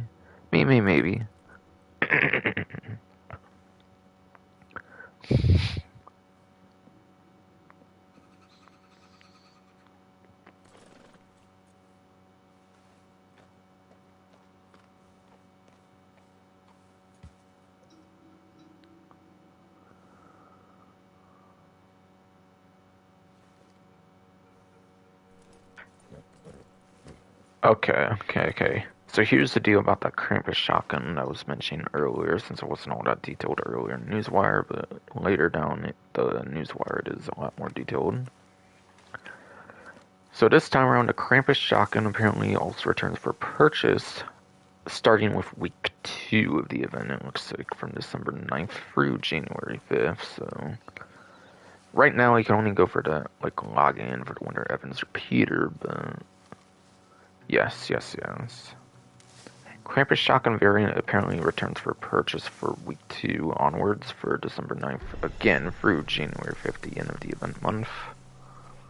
So that's your opportunities to get the Krampus shotgun. And if you also play CtA, obviously December 9th is probably the day to do that, since apparently that update comes out on December 10th for that game. But obviously me, I surely already have that though. And it's been available for, again, a while, like the Winter Evans repeater, obviously. That's obviously.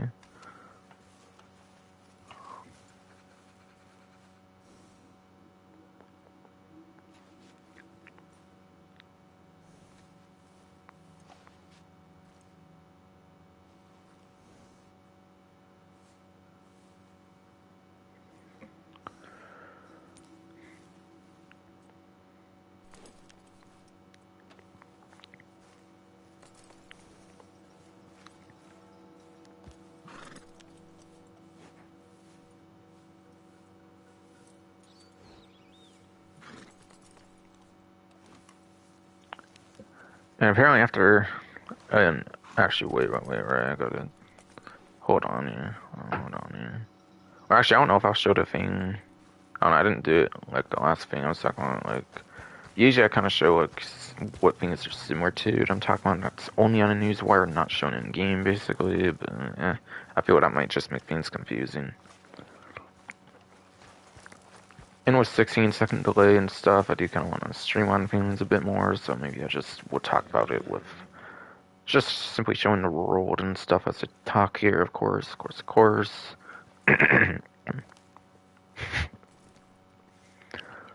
But anyways, regarding the featured series,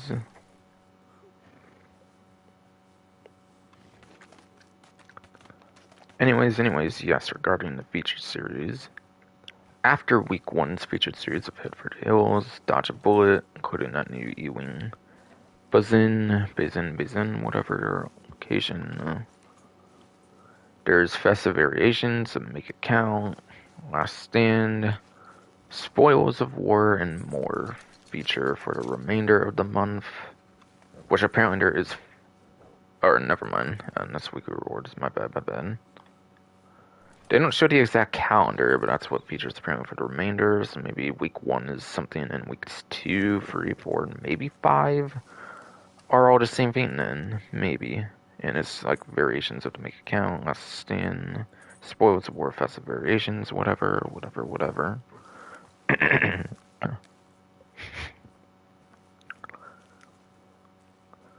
Also, apparently you can earn 3 times money. Yes. Apparently you earn 3 times money, ability card XP, and then regular XP for taking part in free roam events. And they're apparently across the frontier every 45 minutes. So maybe they've adjusted the frequency for this particular month for 45 minutes instead of like an hour or something, would be my guess or something. But yeah, I didn't actually mention yet, but the Gene Rock Collector map I mentioned earlier when talking about the collector, that also lets you check the free roam events as well. Those purple notification things that happen. So if you want information on those before they even appear in the game, you can actually check that and it should tell you what's coming up basically. I don't know if there's a particular one to shoot for this event. It doesn't necessarily seem like that's the case. It just seems all of them will have the 3 times money, ability card XP, and the regular XP going on. But if you do like to go for very specific ones, that's something you actually can do though. With that collector map I mentioned earlier. With that collector map, yes, I mentioned earlier, of course.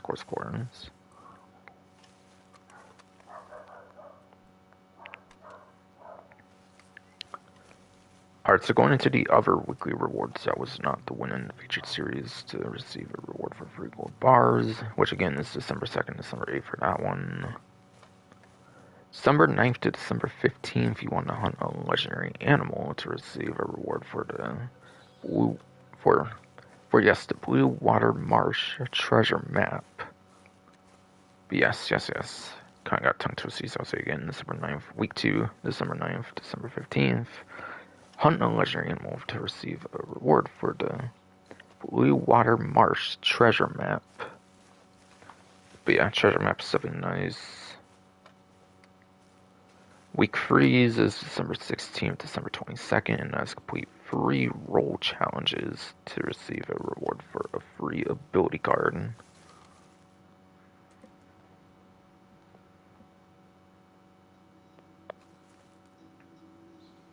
So I can talk some about role challenges, I guess.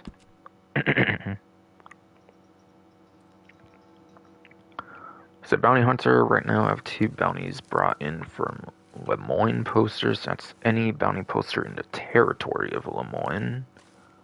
Which obviously just check the map and whatever like is around Lemoyne for bounty like location. You can do any in those areas basically. So like Rhodes, Saint Denis, I assume are 2 of those at least.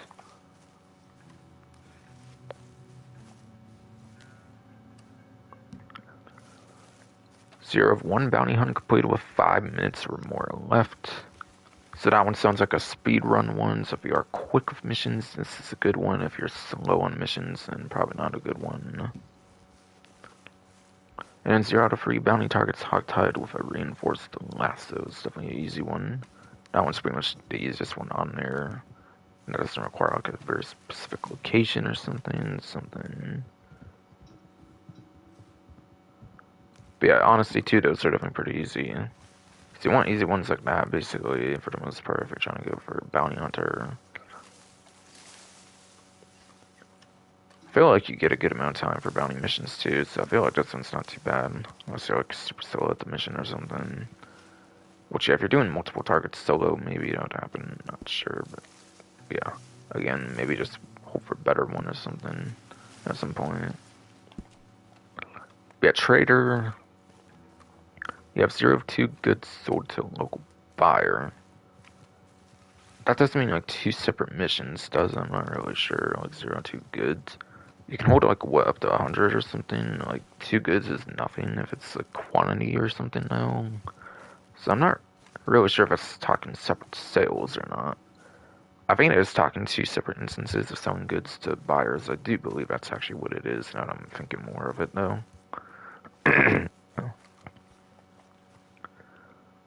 Which honestly, that's kind of it. It might take a while to do if you're doing full sales, two good sales is probably not gonna be a good one to go for if you're doing like full sales or something.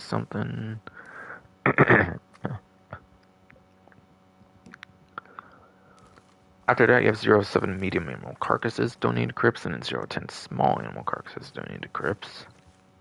Small ones you might even be able to store in a satchel, so that one's especially easy. And it's not like medium's all that hard if you just want to go out the way to do the effort to do that, basically. It's basically for like some deers or something, basically. Or whatever. That constitutes him. Yes, constitutes his medium.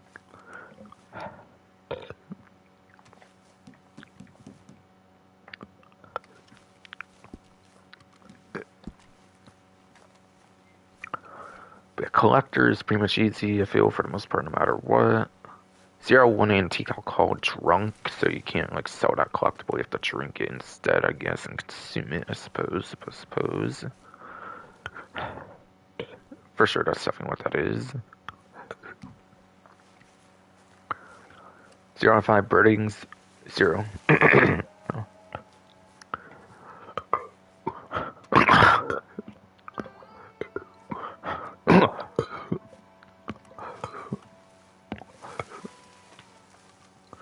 God, what the fuck, man? My stomach really hurt for some reason at a certain moment. You stupid goddamn nasty ass fucking body.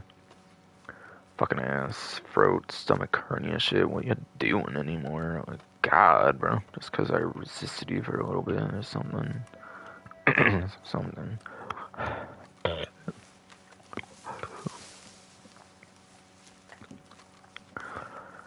So again, 1 antique alcohol you do not like sell, you consume it instead. And those are above ground. I think they're easy to find for a particular one. If you have like a duplicate or something, if you want to find one that you already have as like a duplicate to drink and not like your only one or something, it's easy to find a particular one as an above ground collectible. I'm pretty sure on that Gene Rock that Gene Rock collector map.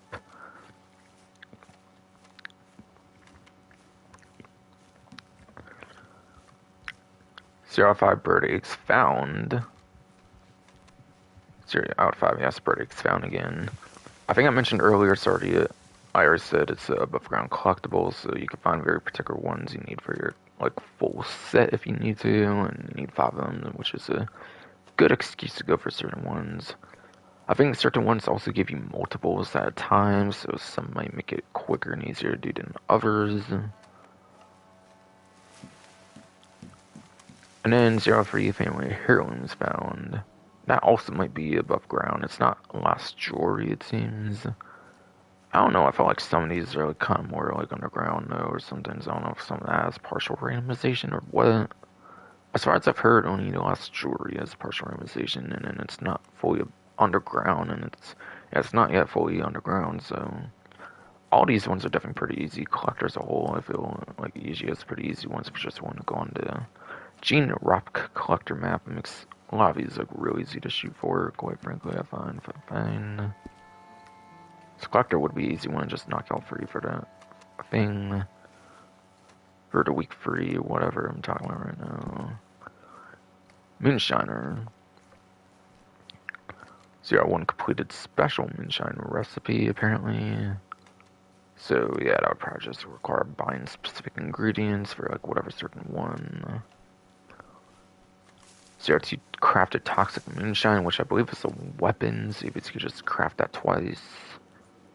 You need like a pamphlet for toxic moonshine or whatever, and you just craft it twice, which honestly might require using ingredients that can maybe otherwise be used for moonshine, not necessarily the greatest, I feel. And 0-1 moonshine sold with at least 18 bottles intact. Quickest sale you can get, I believe, requires the Heartlands location, I believe. Or whatever one I own. Hence the reason I own it, I think, is because it's like the easiest location in the game. For sales for that business. My moonshine Shaki is, again, the Heartlands one, I believe. Yes. And when you sell there, you need to hope it goes to Emerald Ranch, like Emerald Station. That is the smallest sale you can have, I believe, for like distances between there and here.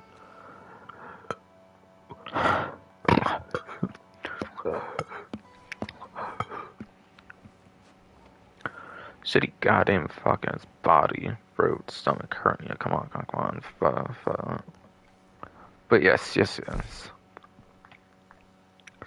So if you have the Heartlands one, you can get a sale, and it's just at Emerald Ranch, Emerald Station. It's like no distance at all. That's pretty much the best way to go about going for that, like, challenge there. If you're doing other locations, it's surely possible, I'm imagining, but it's going to be really difficult to do it in, like, a lot longer drives or something. Or, like, whatever you want to call it. Drives, obviously, is more of a modern terminology, but, like, whatever you'd call it back in these days, basically, it's basically...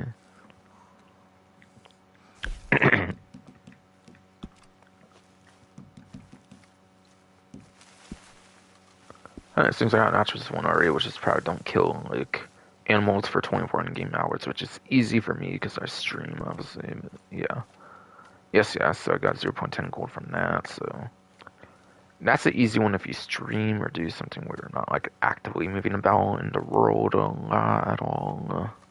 I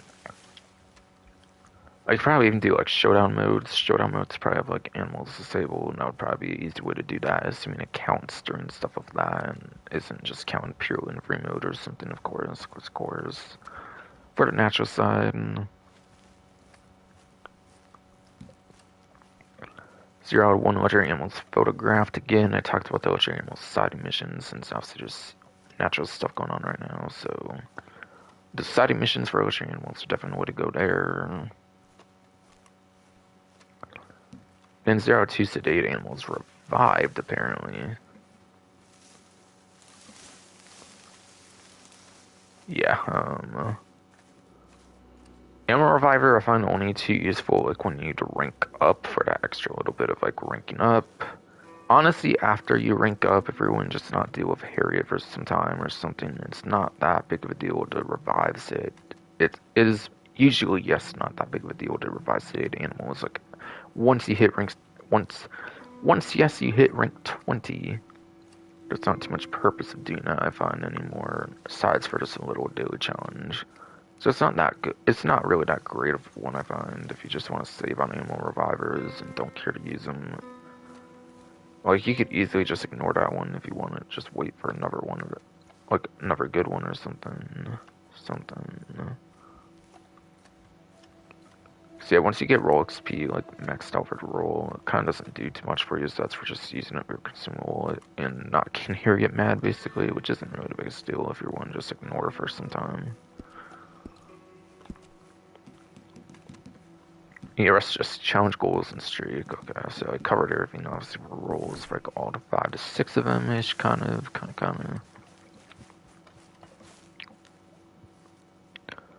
And that's for free ability cards, so maybe I'll talk ability cards. So I think I had to last time, so maybe I won't. Maybe. I don't know. But I'm gonna recuperate while Deadeye active. You slowly regenerate health. Taking damage will cancel Deadeye. The health regeneration for Deadeye, any damage at all cancels it. I don't think that's a big deal. Like, if you're in cover, I'm sure you can do that pretty nicely, but I think there's definitely better benefits to have than health regeneration from Deadeye. While Deadeye is active, you and your team members deal a little more damage if more than one member of your team has the ability active. The effects do not stack, so this is one where you want to communicate with like a team and you want to be playing like a posse or something pretty much. So this one I find pretty niche as a solo player especially, but yeah. If you are willing to communicate with other people with ability cards you're running and stuff, then it can be good, but yeah. I feel that's a little too much effort for that one, I feel, but it can be nice for sure. Paint It Black is the one I seem to be running right now. That's the one where you can paint targets, I believe is... I think painting targets is just single player Deadeye, basically, so that's obviously kind of a good one. If you're used to single player, then that's pretty much the one you would know the most. Slow and steady. Apparently here, while Deadeye active, you take a little less damage, and then headshots do not kill you outright. The less damage thing I don't find too big of a deal, honestly, but headshots not killing you outright could be especially good for PvP, I find, especially. Taking damage will drain the Deadeye. Taking damage, yes, will drain the Deadeye. And then you cannot run or sprint. Okay, honestly, not being able to run or sprint, I feel, is kind of a huge downside, I feel, though. That makes it kind of not too worth it, but yeah. And then also taking damage will drain the Deadeye, yes.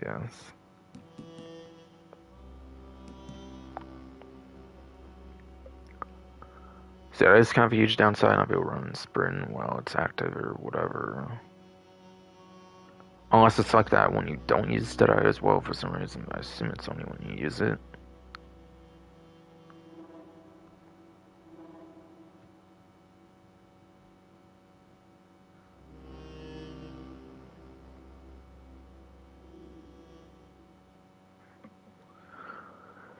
But yeah, good for PvP in specific situations, I'm sure, but I don't really think it's a big deal even for player versus enemy, because I feel like enemy AI is probably not going to shoot you in the head most likely, most times at least, I'm guessing. So yeah, it's probably more niche in specific situations for player versus player.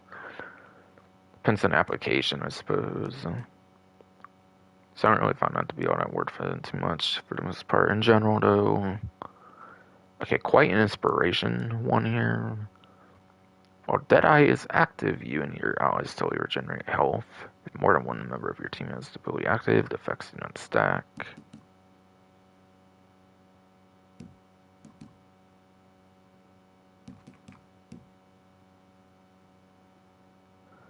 Okay, so what? It's basically the same as this one, but it doesn't have like the taking any damage cancel Deadeye. So what, is this basically just a better one to use when you're playing solo, basically? Or do you actually basically need like at least 2 players for it to even be active? But you might not get any solo benefit out of that. You might need to use that one for that instead. But again, if you're wanting to communicate with your team, if you play with like a posse or something, like who's running like what, it could be very, very good, I'm sure. But yeah. Since it doesn't stack, I mostly find it to not be too useful if you're not wanting to communicate with like a team or like posse or whatever. Like a friend or anything like that, of course. Last but not least, the Slippery Bastard 1 here. While Deadeye is active, enemies are significantly less accurate when shooting shooting at you, and your accuracy is significantly reduced. The rate at which your Deadeye drains is dramatically increased. But downsides are quite bad on that one, but yeah. If you need a breather or something, you need like the enemy speed not so accurate is kind of a nice one though, so you found that maybe to be one of the better couple asides for like the single player Painted Black obviously is the kind of pretty iconic ones. That's kind of basically what I run there.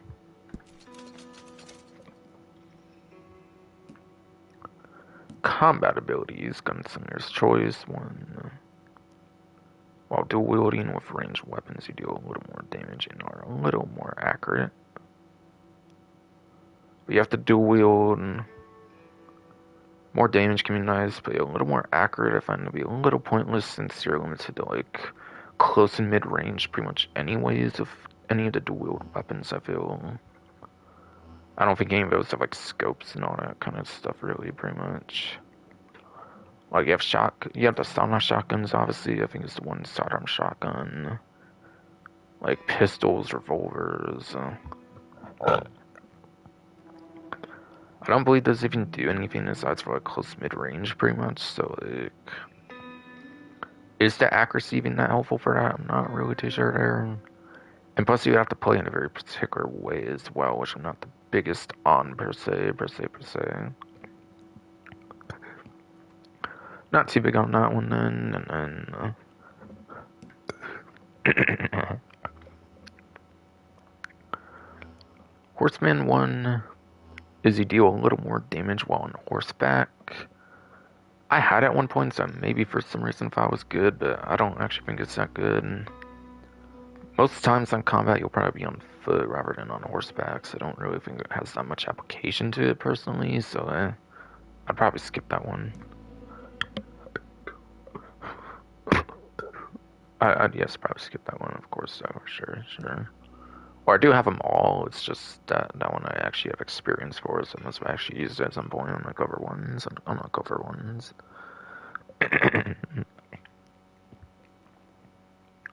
Sharpshooter 1, while using a scope, you do a little more damage and take a little less damage. But more damage on a scope could be especially helpful on long ranges, like sniper rifles, like Evans repeater if you used a scope attachment being, of course, etc. Like any other weapon has like the kind of scoping Evans repeater has, surely as well, I'm thinking. But yeah, take a little less damage, yeah. Could be helpful if you're trying to camp in spots or something for like a call to arms, of course, maybe for something like that, but yeah. In general, though, I feel like since there's a lock-on system in the game anyways, there's not forced free aim in this game or something, like, probably just better off something else anyways, I find, but still, in like most applications, though. But depends on what you're doing, if it's not that good, I find. And necessity breeds 1 year, apparently, here. Is as you get closer to death, you start doing a little more damage. Very risk reward 1 year, apparently. I don't really like that personally. I don't see the point in doing more damage when you get closer to death. I think that's not really a smart way to play personally. I think you want to do as much as you can before you die, personally, more so. And Landon's Patience 1. And then yes, Landon's Patience 1. Apparently waiting for up to 15 seconds between shots slightly increases your damage. Yeah, like what application can you actually wait 15 seconds oftentimes? Oftentimes, yes. In a gunfight. I feel there's not much times you can do anything like that. Again, unless like something like a call to arms, you're able to like camp or something. Even then, I'm pretty sure you have better damage increases, obviously. Even in this one, it'd arguably be more useful in the niche applications it has, I feel. In some sense.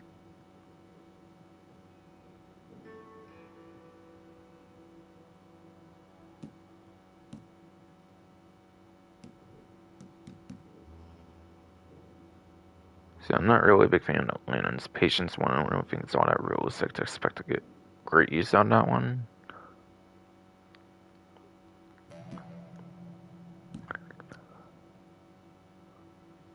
And after that is the short game 1 year. You deal a little more damage to targets closer to you, but less damage to targets farther away. So it's definitely good for like shotguns. It can also pair well with the gunslinger's choice. I think you can do as many of like these kind as you want. Like you can do like 2 combat and like just one of the others. You could even do like all combat, I think. So it could pair well, I guess, of gunslinger's choice, since you're kind of into the like close mid range. But yeah, I really think it's pretty valuable to have as much damage as you can farther away, more than close mid and all that stuff. Close range again with shotguns, you're going to probably be doing like lots of damage with a shotgun close range, anyways.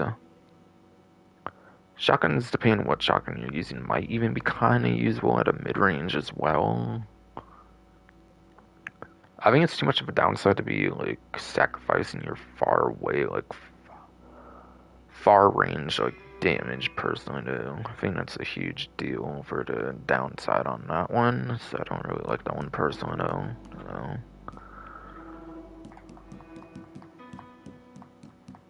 And then onto Hangman 1. Your lasso chokes your enemies, doing a little damage to them for every second they're lassoed. Maybe before Bounty Hunter was the thing, I would have maybe said this one can be alright or something, depending like application and stuff. But you gotta wonder how this impacts like bounty targets and stuff, if it even does. or if they go out the way to program it not to happen. So just something with that especially makes me not necessarily want to use this one. Plus, last it's gonna be what, like super close, like mid range at best. I feel. Again, I think you want long range, like far range kind of stuff, basically, which is kind of what I was basically saying with the short game, which kind of makes this one. And that's definitely the main downside of that one. At least they don't have like a negative downside like short game does, but still. I don't necessarily see the point of that. Plus, yeah, player bounties I think especially would be impacted by that for sure, obviously, because then you'll be damaging the player, which that damage is probably not going to be too impactful anyways. They could still just do their usual combat stuff to prevent you from claiming their player bounty or something as well. Like, doesn't necessarily do anything there, I feel. And last but not least, winning streak for you seems to be the one I seem to vibe with. And this one might be kind of opposite of the Lantern's patience, or like one that's kind of better and similar kind of. But yeah, each consecutive shot on the same target does much more damage than the last. And again, it says much more probably because I'm level 3, but yeah, obviously different levels will be less. But that's basically the general thing that it does. But each consecutive shot on the same target does much more damage than the last.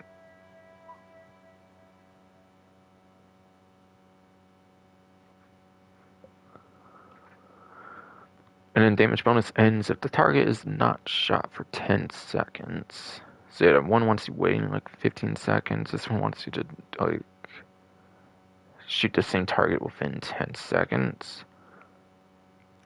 Now, I don't know if it's like able to count shots like separate on each target, so I don't know if it's like saying you can't like shoot another target or something.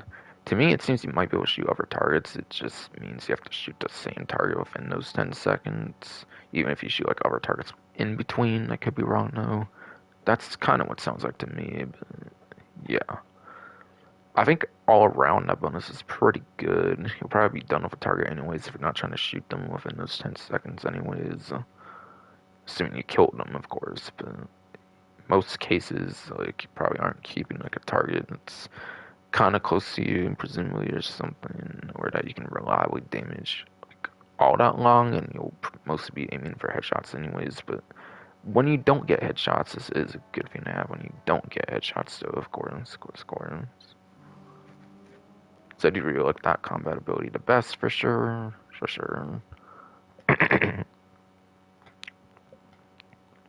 Alright, come back stronger one, going to recovery abilities now, apparently. Your health regenerates faster, and your health begins regenerating a little sooner after you take damage. Alright, so faster regeneration can be nice in a tight situation. And then also sooner after you take damage. Again, good in tight situations, but overall, I don't know if it's too important. After that is Iron Lung 1. And that one is your stamina regenerates faster. And you take slightly less damage depending on your current stamina level. Doesn't say if it doesn't, yeah, it does not say there's a downside per se, like you take more damage, like if you have like a low stamina level per se, but yeah. You don't need stamina I found that often. Like, yeah, move and shoot, it's kind of thing. If you do a lot of move and shoot, maybe it can be kind of nice. But most times, it's probably better to have like cover and just watch around your cover. Make sure you're not getting like attacked, like assaulted, all that kind of stuff. Like pretty much.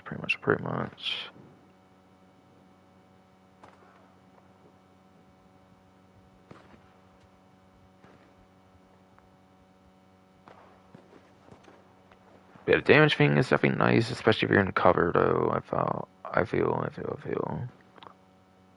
It's like if you're in cover, you're not gonna be using stamina there for much, so it can be nice to be in a situation though. Like move and shoot, like in cover, have that max stamina level.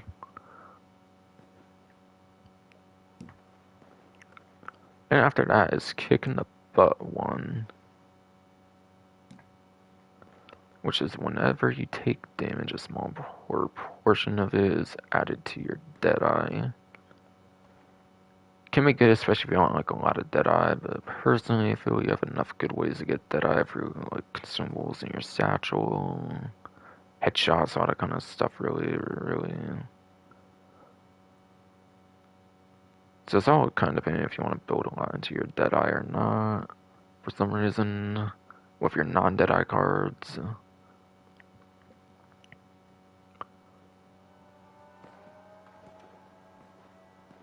But yeah, honestly, with all the other sorts of Deadeye you can get, I don't know if it's that necessary.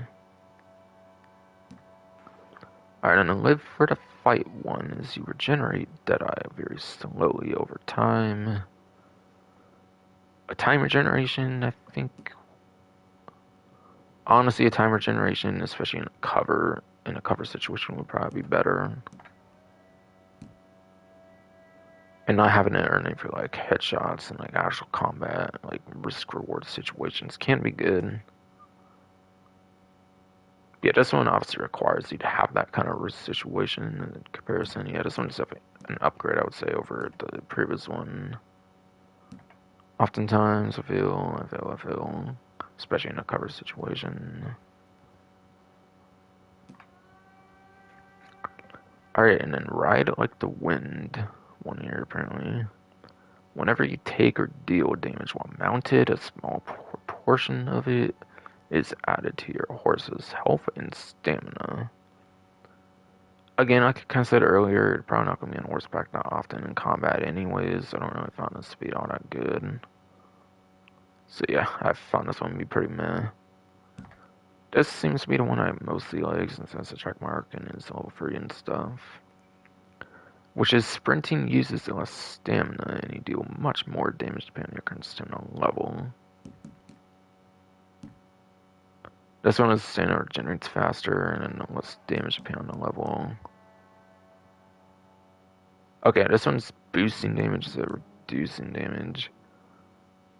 But yeah, I like it because in a cover situation, this one's actually useful, whereas this one's not useful in cover. This one's damage reduction. This one's damage increase. So I think, like, realistically, people see why I like this one a lot when they keep talking good, like, about cover, all that kind of stuff, or like coat arms or something. And in cover, you're not going to be using, like, stamina. This is definitely a really nice one in cover, for sure. I find. Alright, eye for an eye one. Apparently, killing an enemy with a headshot restores a little Deadeye. So it's not like you kind of don't have that at all, I feel. It's not seem like a little more, like you already get that. But yeah, if you get headshots, you do get Deadeye, but yeah, also very risk reward. Because like you might not get certain headshots as good from like a cover versus like direct combat, so it can be a risk reward one, I would say, versus over time, especially. So I personally might like it more than kicking the butt, but not as much as live for the fight, though. Personally.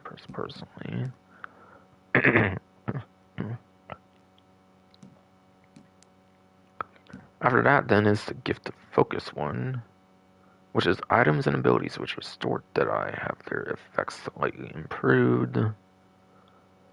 So if you do use consumables for Deadeye, it is very good for that. But yeah, abilities also have their effects boosted, like improved as well, apparently. So like maybe combine that with the overtime, and that would actually be pretty nice for Deadeye, I suppose.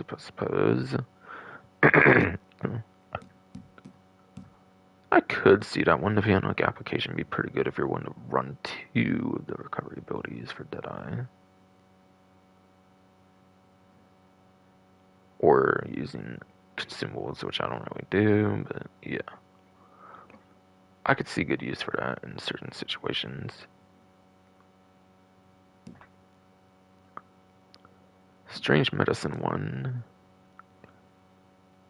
You regain a little health whenever you inflict damage. Health otherwise regenerates at half the normal rate. If you're careful in your cover, maybe it's good, but honestly, I feel this one's just mostly way too risk reward to be all that good, unfortunately, no. Fortunately, no. That one's very risk reward, I feel, personally, to where it's just not all that worth it. This field regeneration already takes some time to happen, at least without symbols, anyways, without symbols, it definitely does take a tiny bit, or even a decent bit to get going, I feel.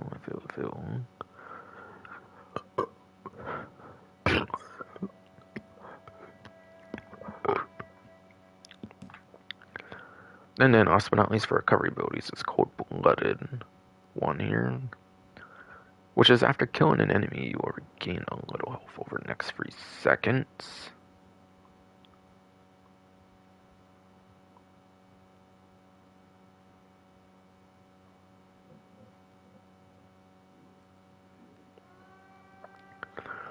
But that one's something good. You can be in cover, kill an enemy, go back and cover, and then you get that little bit of health, so I would see why I did run it for some time to where I can actually upgrade it even with the XP. For sure, I can see why I would have ran it. But yeah.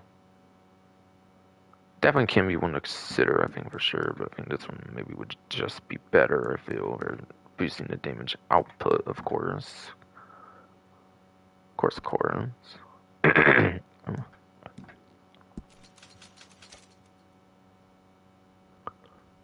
Alright. And last but not least, for defense abilities, you have Fool Me Once 1, where you take a little less damage each consecutive time you're shot. Effect ends if you are not shot for 10 seconds.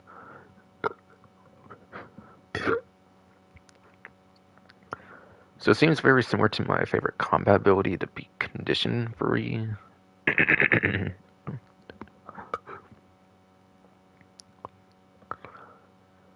seems just pretty similar to my favorite combat ability of the peak condition free, where it ends if you're not shot for 10 seconds. Where it's not the other character that cannot be shot for 10 seconds, it's you that has to not be shot for 10 seconds. But again, cover situations, I probably want to be in those a lot, so I don't see too much point in that one, honestly. Like, if you're careful, you shouldn't be getting shot more than like one time for some time anyways, and you can obviously just wait for your health to recover and all that stuff. I don't see that being a big deal, honestly, personally.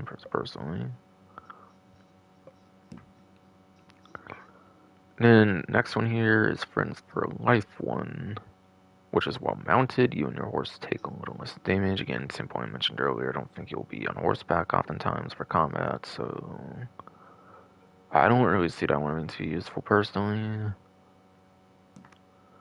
After that is Strength in Numbers 1, is you take a little less damage for every nearby ally, up to a maximum of 3 allies. Now this one's does not stack with other players, which is interesting, so I wonder if we could actually stack this and get some insane defenses and stuff. I think this one's actually pretty good for group play, even if you're playing solo. Like, even if you're playing solo, it could be one actually worth running in those team situations if you don't want to constantly change out your ability cards for whatever reason. You just want to stay the same for you, like I do most times. It could maybe a little one to consider, maybe. For like certain showdown modes and all that kind of stuff, of course.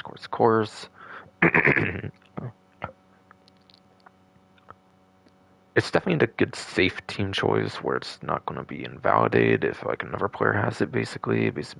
So that's good. That's good.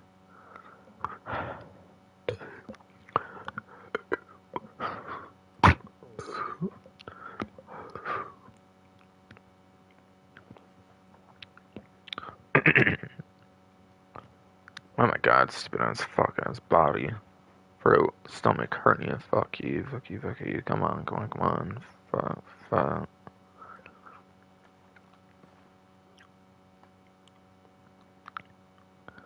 But yes. So for like a team ability thing, this one definitely seems like a lot more of a safer one than the ones that just get invalidated when like multiple players be using it on the same team. So this could be a good one to bring in This one, yes, could always kind of be good to bring in when it comes to like showdown modes or something, like those team kind of modes. Obviously, yes, obviously.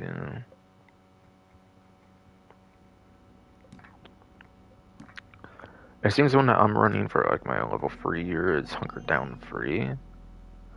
And that one is apparently take much less damage while in cover. Again, I spoke a lot about cover. I think cover is a really good thing to be trying to do as much as you can.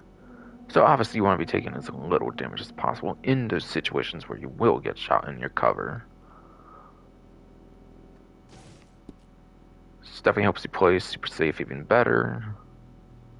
Even better, whatever. After that is to fight another day one, which apparently is you take a little less damage from bullets while sprinting. Again, I mentioned move and shoot situations. If you're in those a lot for some reason, can be good, and which might be the case oftentimes in player versus player, especially if so it can be good maybe, but yeah. Overall, I feel it's kind of good to try and be in cover where you can. So I think I definitely wouldn't prefer it over Hunker Down personally, myself at least.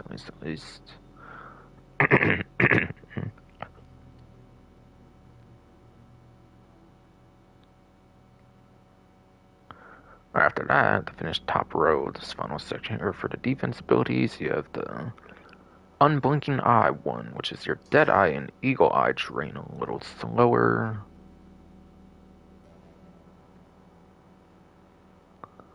Dead Eye, especially during slower, is good. Eagle Eye, I feel, already lasts a good amount of time, and it just regenerates the next time you use it, basically, so like back to full. So I'm pretty sure, so I don't think there's too much point in boosting your Eagle Eye duration, per se. Especially good for Dead Eye, not really Eagle Eye, basically, is what I'm trying to say, since you can kind of just easily reactivate Eagle Eye. Doesn't show like it does not show like a meter thing, I think, like Dead Eye does, so it's not as much of a thing to worry about running out or anything, having to rebuild it from like combat or something. Eagle Eye shouldn't really need to boost duration for, I think.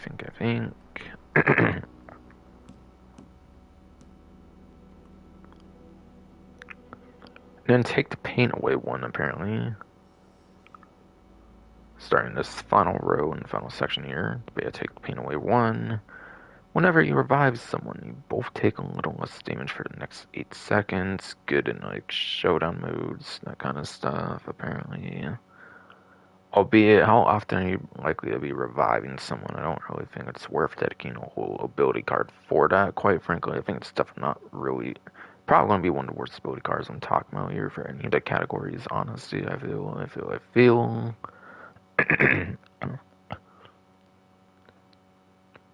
Depends on the gameplay you're shooting for, suppose.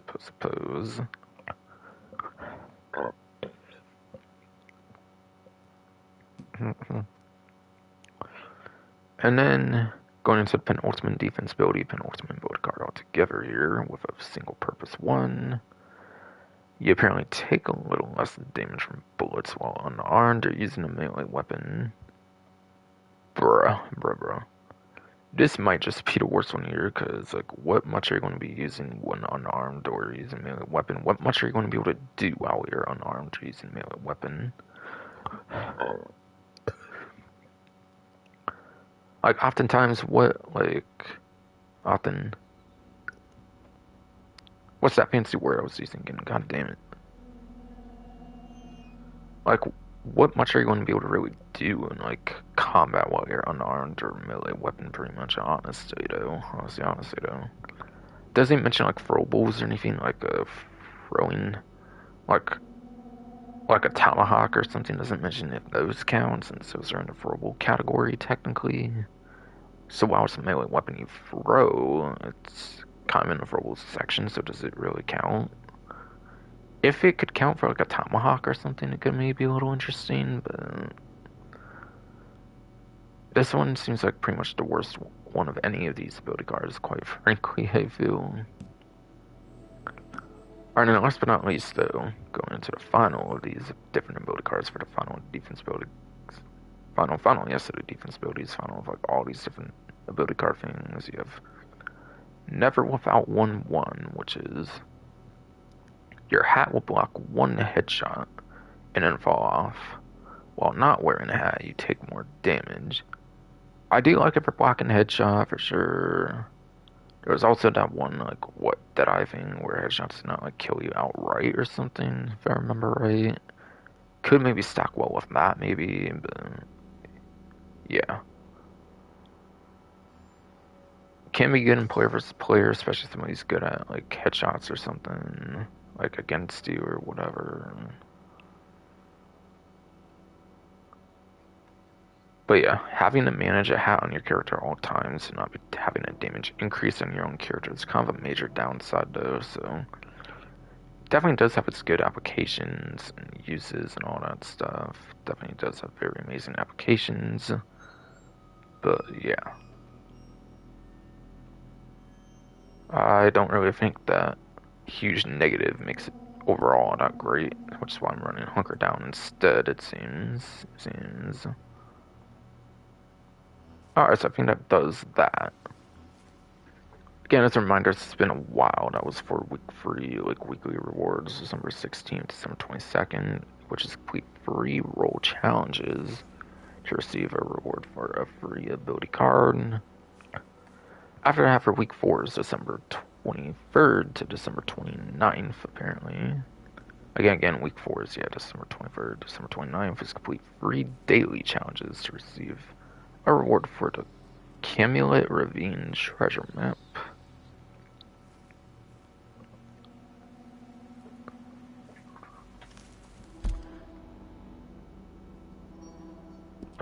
But yeah, it's that daily, right? Like the hugest section of it, basically, is basically. I believe so. At least I believe so. Yeah, not players, not players. Yeah, general, like the 7 over here, I believe. I believe. I assume daily means non-roll ones, basically, because it's already talking about roll ones, how much, basically. So right now, at least for today, 05 Creeping Time picked. I don't know if you can use Dr. Gene Rock Collector map to find some of that stuff easily, per se. It might just be focused on the collector role. I'm not all that sure. I've been using like some time, but yeah. If you know where to find this stuff, it's definitely going to be a fun, pretty easy one to do, I'm sure. 03 Duck Skinned. You found them, what, like close to rivers and stuff, being like an aquatic bird or something, so like anywhere like around water, kind of like in certain parts at least. That makes sense for him, I suppose. So I'm sure that one could be kind of easy. 01 Hunt the Leader completed. Wait, what's that? It's not showdown mode, is it, or anything? I don't think so. Maybe it's a certain activity you can do with like a posse or something. That might be what that is or something. I guess we put in posses or something that could be good. But honestly, I don't know about that one, per se. So. And then for 4th one here, you have 0 out of 5 non-player enemies killed at long range. Which, while I was stressing long range pretty heavily, long range is overall really good. Okay, whoa, what's this person over here for? Why am I getting harassed so much right now? I'm so confused. Practically. But 0 out of 5 non-player enemies. 0, out of 5 non-player enemies killed at long range. Long range is definitely preferable combat situations. And then he dipped out there or something. I don't know. What the hell did they just do? Right into a tree.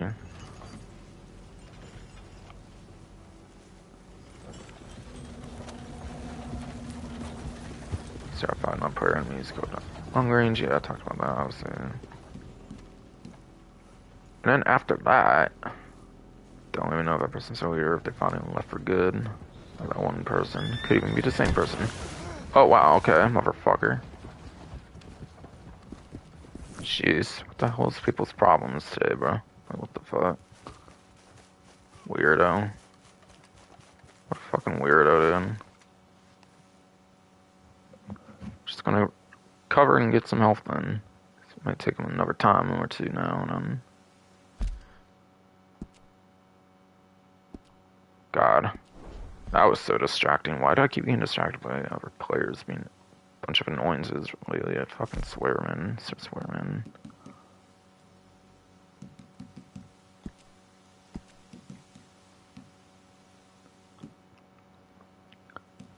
Okay, but that was apparently, after that distraction all, 0 free player headshot kills in showdowns.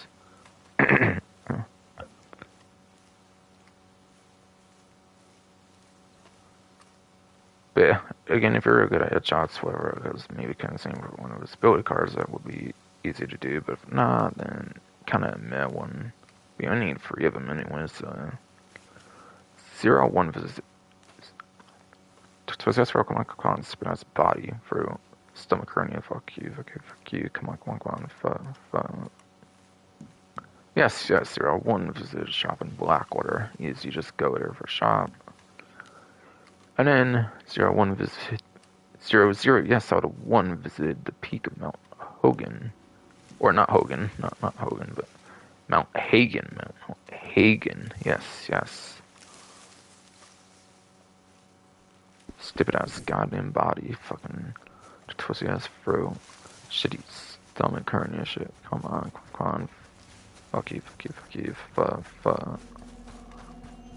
Yeah, Mount Hagen is pretty much what, like the tallest area in the game, so that might be a bit annoying to do, but it's possible very much, surely. Also interesting when having the snow, I'm sure.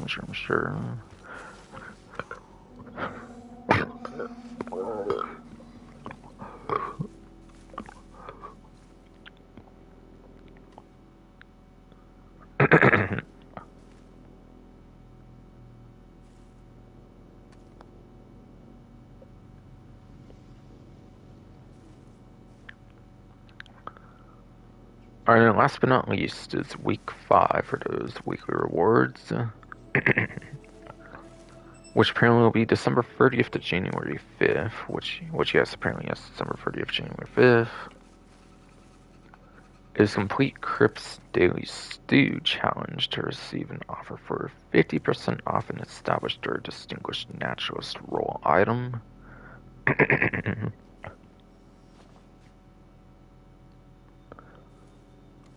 So he wants to make like some super particular. So what he just wants to make some like super particular stew or something. I'm guessing for his daily stew challenge, like a daily recipe or something.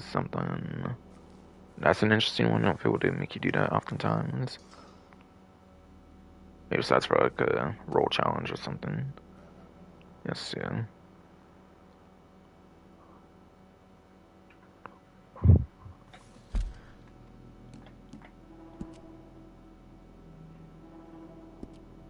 Hold on. Right, I was in the right section there. My bad.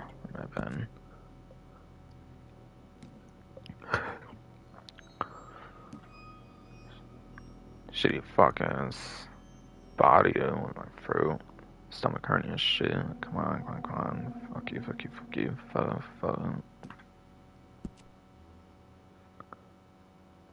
So naturalist, it was the last 2 sections, I believe, like 11 to 20. Yes.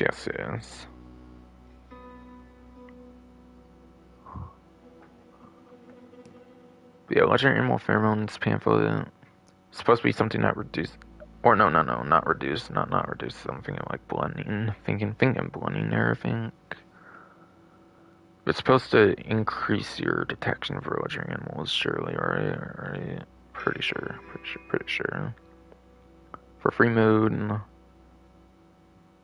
So if you want to make as much as you can, definitely a nice boost there. Going from 450 to 900, 450. Cool. On that offer. That can definitely be a good one to spend on. We have free gold bar 1 year. Assume it's not a discount. It's not really saving you much. So that's really like 1 or 2 gold bars. Outfit thing here for 500. Just complete cosmetic anyways. Like this, so yeah. Gauntlet is pretty mid. It's just cosmic again, I would say. What I would say. Offhand holsters give you dual wield capability if you don't yet have it yet for your first one, pretty much. Otherwise, for nerfing, it's just cosmetic. So it definitely can be good. And ship's cops for established, there's distinguished ones, so not worth it, not worth it.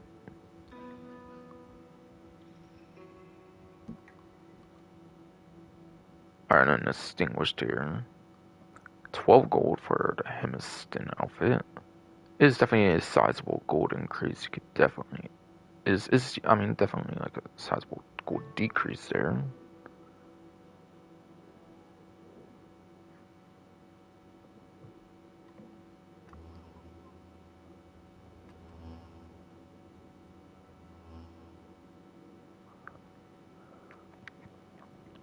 That can be good, just for the gold savings especially, but otherwise it's just cosmetic.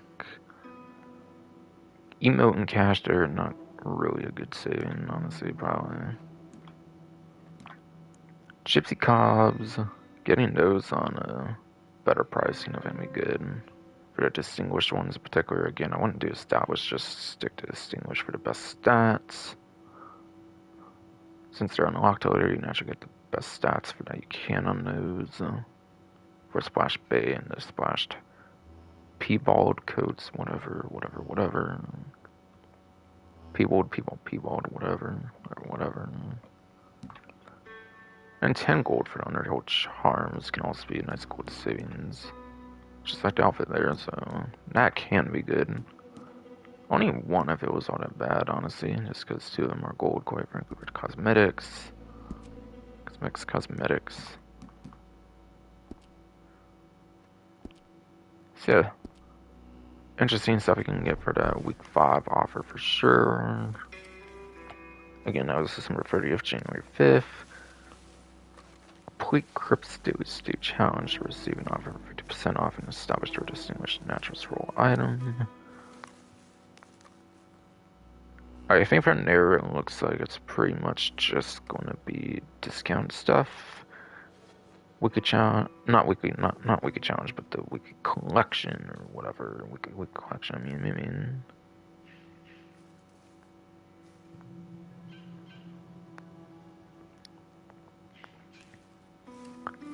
Okay, so for discounts, it looks like fast travel is currently waived. So free fast travel right now.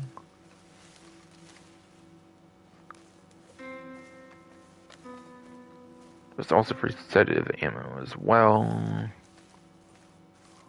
Which is the ammo, the special ammo you need to use for samples for natural rolls. So that's free, which is kind of crazy, but it's already really cheap anyway, so meh. But it's a nice incentive to actually go for samples if you don't normally like spend a little bit just for those ammos. Just for that ammo, I mean.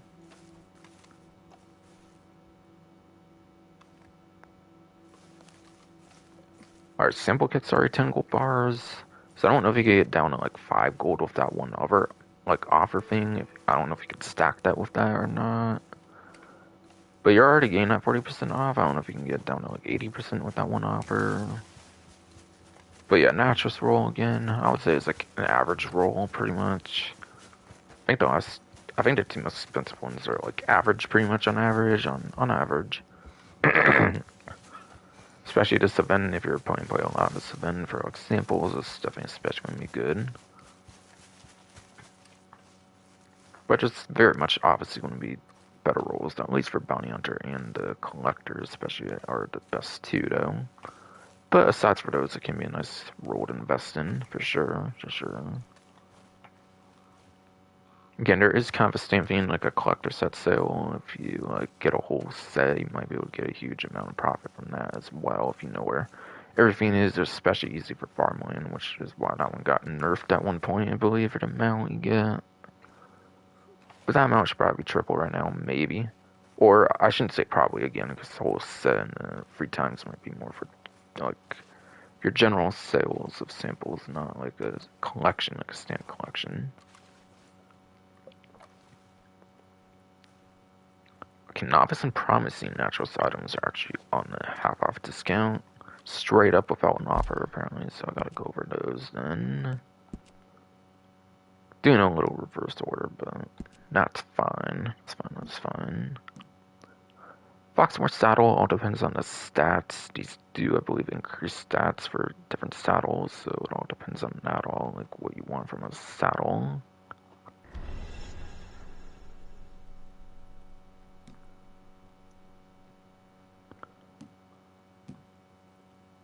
After that is the 4-burn gun belt. Complete cosmetic there, I'm pretty sure. So not very much to say on that. You have your worst gypsy cobs again. You want to go to those distinguished ones that we talked about. So nah, not really. Gonna recommend that. You have decided varmint cartridge pamphlet. Now this can be good, I guess, especially if you use like a fuck ton of it. I mean, no, honestly, I'm not gonna lie, this is completely trash to be honest. You have to use like probably like at least thousands of the ammo or something to make it even worth your while, quite frankly. So honestly, only if it's like the main gameplay feature you do and you spend that much somehow on the like set of ammo, then it would be worth it. But what is it, only like around $1 or like a couple, like a few bucks or something at most? I think like the ammo reviver might actually be like $5. Say it's probably like $1 basically usually per set of like cartridge, and you get like what you get like probably at least like 10 bullets or something. I'm guessing on like just one. Yeah, you'd have to use a fuck ton of that basically, or like miss a fuck ton of shots or something, maybe to make it worth it or something. I only have it for like collecting all the pamphlets. That's the only reason I have it. But yeah, I definitely would not be using that unless you do naturals as your main gameplay feature, pretty much. Yeah, just yes, though the Tilliston outfit though, completely cosmetic there. And then Zapata headband, complete cosmetic as well. And are not too significant cost-wise, I feel, in a sense. So, like, not gonna recommend them too high. Really, it's only like 2 for the most part. It's good. And, like the Foxmore saddle and kind of is just to have all the pamphlets, I guess, if you want. But especially this is the best thing in the novice kit. And then promising. Ammo reviver pamphlet. Again, if it's like what, like $5 or something.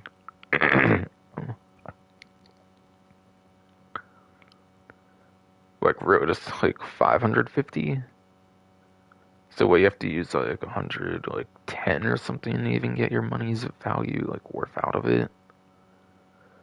Honestly, you're most likely not even going to be using like 110 of these things like at all, I feel, during your rank up. If you are ranking up the role efficiently, I guarantee you're not going to be using like a fuck ton of these, basically.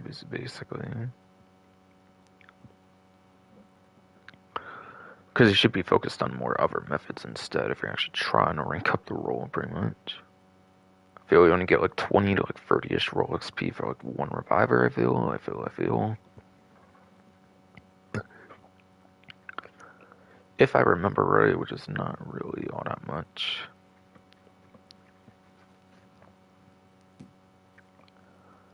Yeah, Minstead gloves, complete cosmetic there, so Sage Moore outfit, complete cosmetic there. Triple digit money price at least, but meh. It's complete cosmetic. Varmint rifle variant. Variants are actually a little more useful than people might think, because like I think either they lack ability to like buy attachments, like once you put it on, you might not be able to get like attachments on there unless you like take off the variant. So it either gives you the attachments when you do the variant, or like it like acts as like a money saver in a sense, kind of, if you haven't like fully upgraded your weapon, basically. So either way, kind of acts like a money saver in some way, shape, or form, kind of. So it can be surprisingly useful, I guess. If I remember right, even. Blending tonic pamphlet, I believe, is the one I was kind of getting confused with earlier because tongue twisty throat hernia, stomach hernia bullshit. Like, fuck you, fuck you, fuck you. Come on, come on, come on. But yeah, this is the one that reduces your detection, which could be useful for certain animal types, obviously, that are like ones that tend to run away or something, like a deer or something.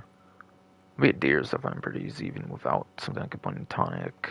The point is, there might be some more like niche animal types that might have a tendency to like run away or something. You might want something like a blending tonic here for to be able to get closer to them and all that kind of stuff. Whatever.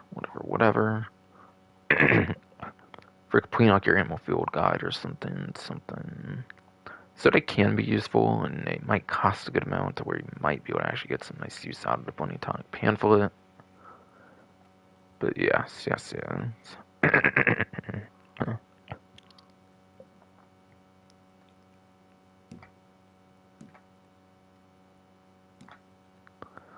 then you had a wilderness camp. Wilderness camp is very good. Allows you to fast travel. Actually allows you to fast travel pretty much from just about anywhere to like your like towns and stuff, which is good. Which is good. Besides that, basically just does all the other stuff of like your traditional camp. From like day one to online, like single player, all that kind of stuff. Basically, it is basically. But yes.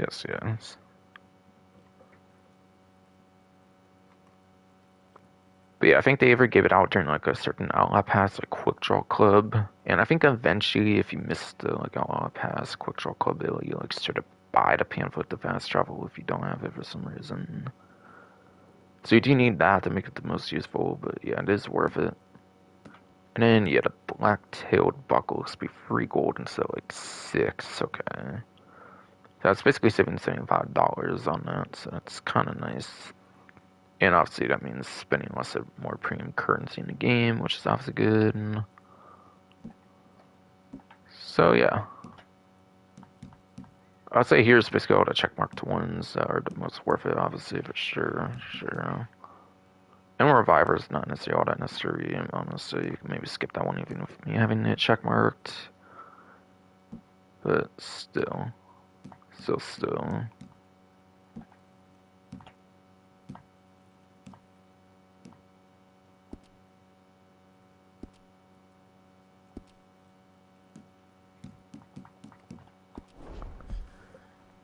So that's that discount covered.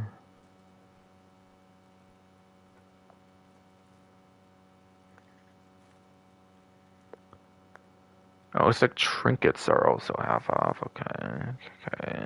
So for that, I think it's best to go for the satchel, which is hold right for the D-pad, of course.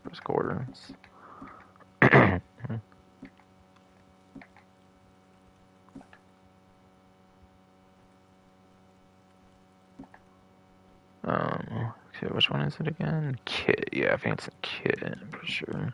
There's like 5 of them total, I'm for sure.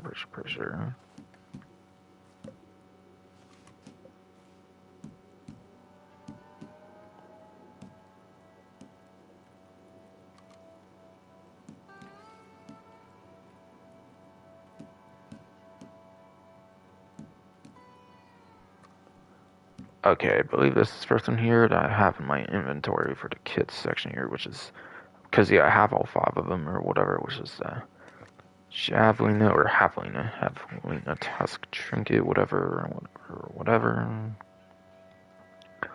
which permanently increases players' horse bonding rate by 10%. Now, you can only own 10 horses at a time, I believe. So it's not overly useful, especially if you already have them all bonded with, or like most of them, but if you do still need bond horses, it's very much going to be nice since, yeah. For me, I find the best strat is to lead them for like a good amount of time or something, maybe for like an hour, so it might be a way to bond one from like 0 to like nothing to like all the way or something, or like a good amount or something. Finding leading them from like the reins or whatever tends to be the best way to do it, if I recall.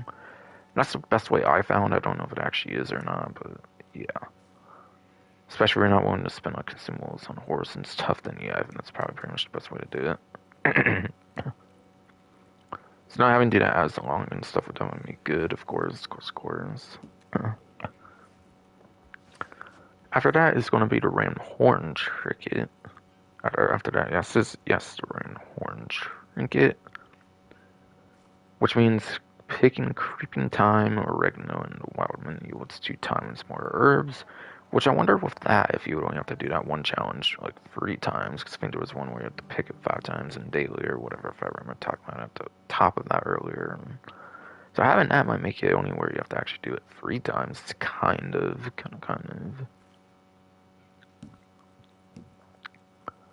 That one's good. I think that one's definitely better than this one, since it can be a lot more useful for daily challenges whenever they're offered. And you don't have like a finite, like 10 horses total that you can have at one time. Yeah, you can always get rid of like horses and replace them or something, but like, I don't feel there's people doing that often. I feel just for like whenever those kind of things pop up on daily challenges for like cooking meat and all that kind of stuff, picking those herbs themselves, it's going to be more use out of that for sure, by at least a little bit, and you can get some golden nuggets out of it, which golden nuggets can be useful, of course. After that, you have the buck antler trinket, in which your player has a higher chance of receiving better quality pelts and skins from animals in perfect condition. After that one, apparently. So I think that would be what, like a 3-star animal then?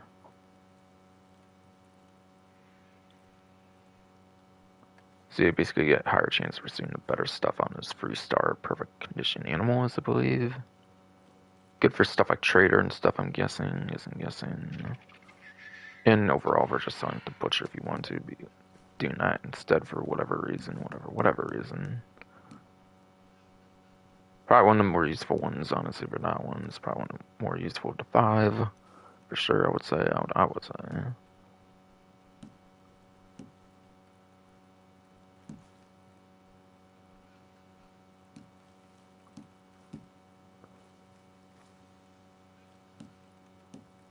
Okay, the 4th one here looks to be the snowy egret. Fourth one here, yes, seems to be that snowy egret trinket. And that's permanently decreasing the speed that horse health and stamina cores drain by 10%. Could be on your horse a lot if you can go places a lot, obviously, so that one can be nice. We're just making it last longer, of course. So I do like that one. I do like that one, kind of. Not as much as the one I've talked about previously. That one, yeah, the one I literally just talked about right before. But yes. And last but not least, looks to be the beaver tooth trinket, which permanently slows degradation,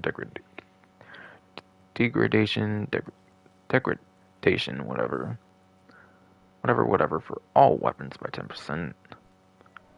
Makes you not have to repair them as frequent, which is nice, of course.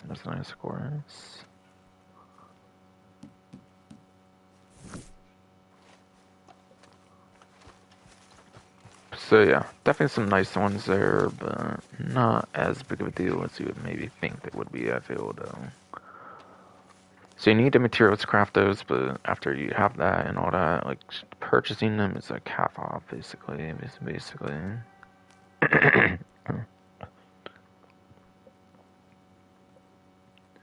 Crips outfits are also 40% off, apparently. Okay.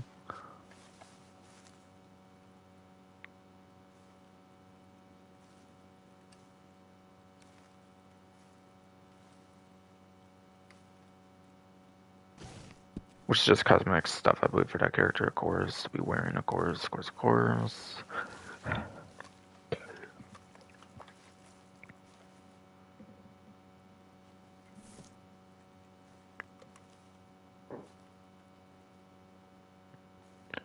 Alright, going to horses next for the catalog. Horses and tech.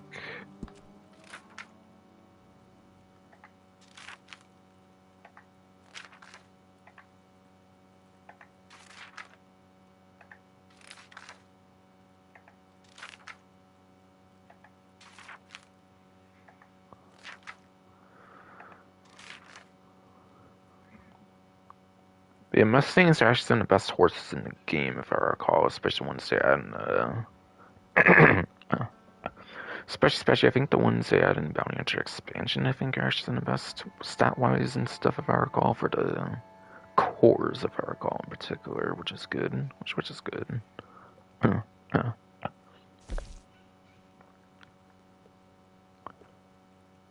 Okay, so this first one has like 4 and 4, level 0 slash level 1, because level 0, level 1 bonus is the same. Plus 3 would be 7 7 on those cores, and then yeah, speed acceleration. It's only like 130, 78, not great stats for a reason, obviously.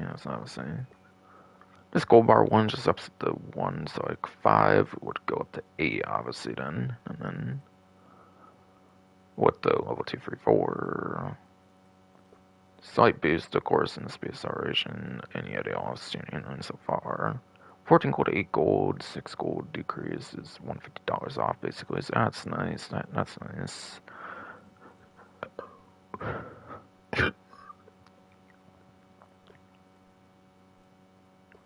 After that, you have one with the same stats as the first one.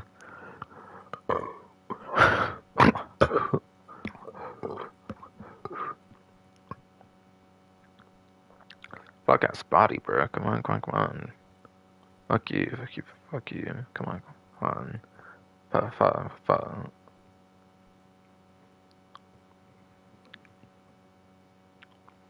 She has body though for stomach hernia. Fuck you. Come on. Fuck.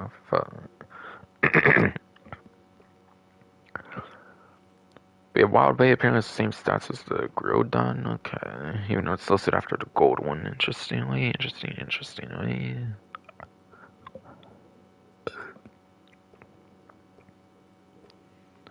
And it looks like the last 4 also have the same stats as well.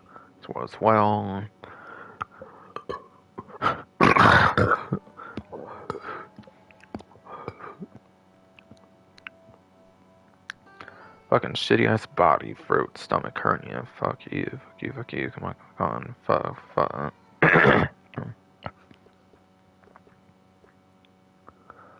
Be a buckskin, black overroad, a chestnut, Tovero, red dun overroad, yeah.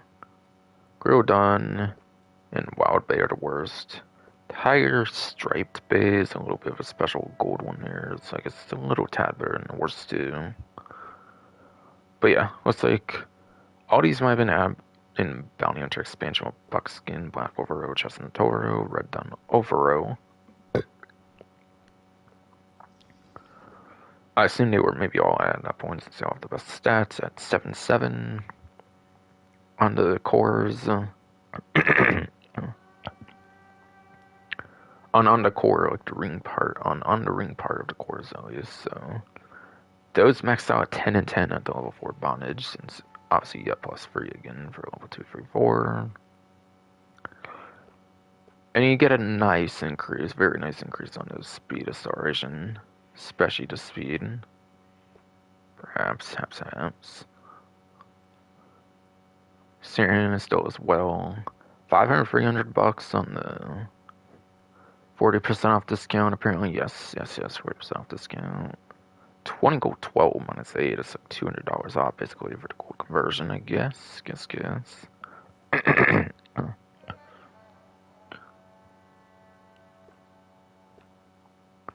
The gold one's not even any better. It's apparently just an alternate one that has to cost gold. I guess if you want like a rare coat that more people won't be as inclined to go for with the rare coat, I guess, with the gold required cost, but still.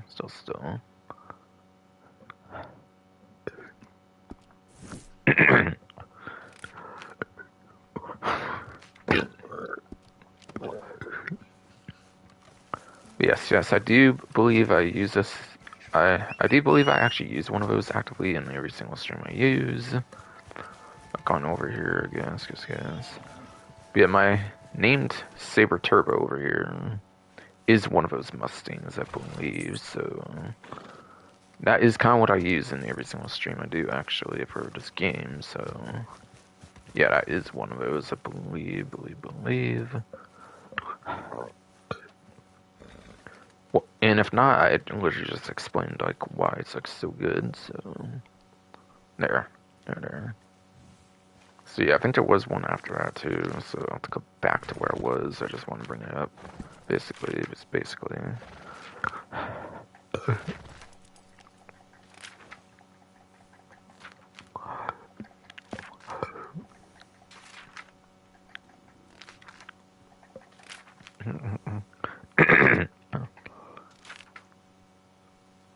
And yeah, the last section here apparently for Arabian is also on sale as well, 40% off. Where you have black, red chestnut, and white apparently. But apparently this one has 6 and 6. It's forced gold though at 42 to 25, which is quite steep, I'm not gonna lie. I'm not gonna lie. I think it's like 1,050, I think, since like, again, I think it's like 25 per one, so 10 would be like 250. Times 4 for 40, yeah, 1,000, like 2 more, 1,050.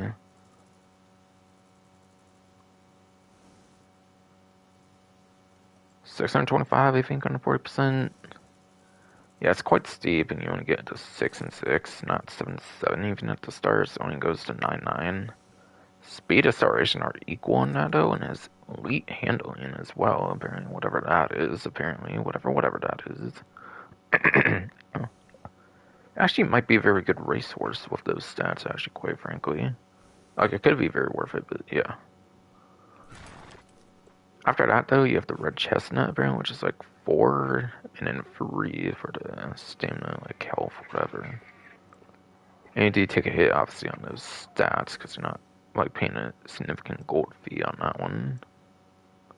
250, 150, $100 off on 40%, okay. And this last one is 5 and 5, which is 8 8, so it's not as good as the gold one, which just does extra little stats. It does seem to have the same stats for speed acceleration, though, and still the elite handling. So they're only getting an extra little bit with the cores, whatever, on the black for the gold force cost, which very much might be worth it for all I know, but still. This one could very much be a good option as well.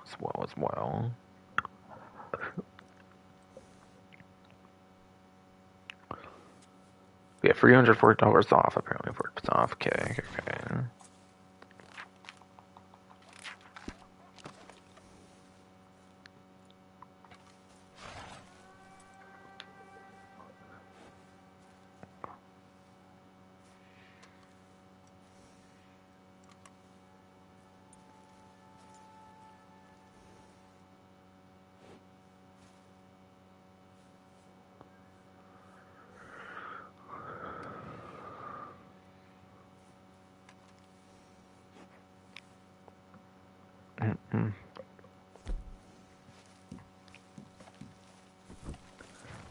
And yeah, weapon discount, I guess, is next. Actually, hold on.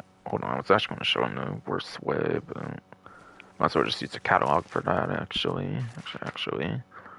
Now, I believe the varmint rifle we actually get for free if you are, like, Ultimate Edition.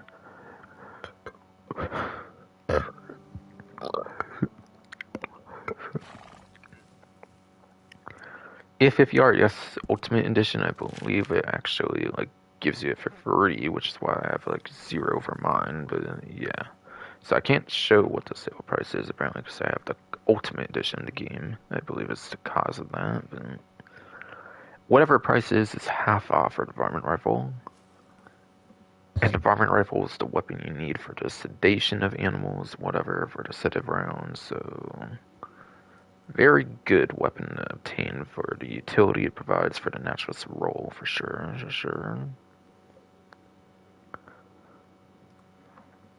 Also, pistols, the whole class is also on discount as well, apparently. Also half off, and those prices I can show aside for, I guess, Volcanic Pistol again for Ultimate Edition, I believe.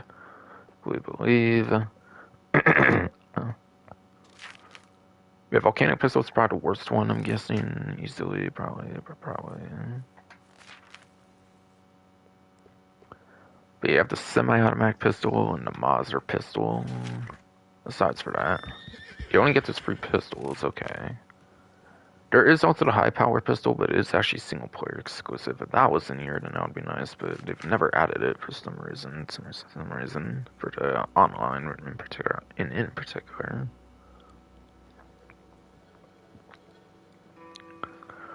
But yes. Again, volcanic pistol is probably just going to be the worst one, and then you have like a semi-automatic pistol, and then monster pistol is essentially an automatic pistol. And I think at $600, I think it's basically the most expensive weapon, I believe, in the game at its default price. So having half off on those is good. So you can essentially get both of the monster pistols you can have at a time for the same price as one normal pistol, which is good, which is good at half off. Because, yeah, pistols are sidearms, you can own two at a time. So you can actually buy them twice, basically. So you can actually get those savings twice, essentially. So essentially you can get 2 for 1, which is actually very, very good. Very good deal. Very good deal. Monster being like the most expensive gun in the game definitely means it's probably one of the best weapons to use in the whole game, of course.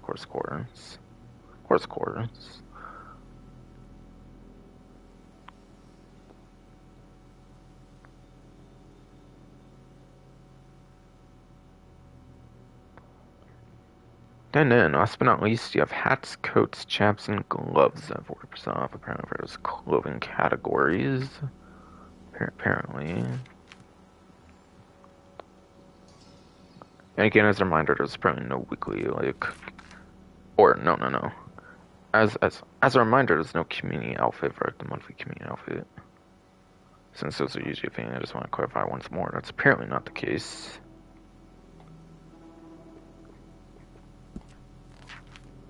So hats 40% off. That's a whole category.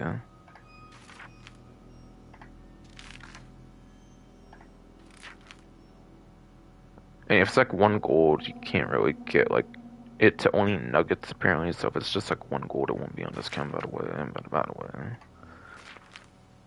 So that's probably any exceptions, really. Coats 40% off.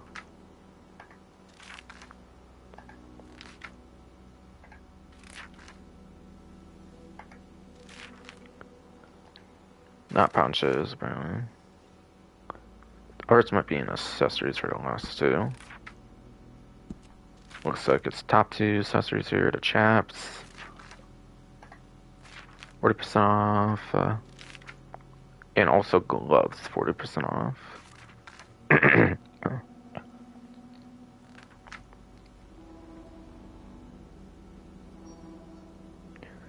And it seems to coincide with all the categories of the limited stock clothing as well. So all the limited stock looks like will be 40% off as well if you want some more limited time, like specialty clothing items, I guess, kinda, or whatever. Then it's a good opportunity to pick those up at 40% off apparently as well, because categories don't line with each other. That's why they probably do particular like types of them, of course. I gotta see if I can do this in like maybe like 30-ish minutes or something. I don't know. Well, yeah, I'm kind of running out of time because this stupid fuck ass goddamn body stomach.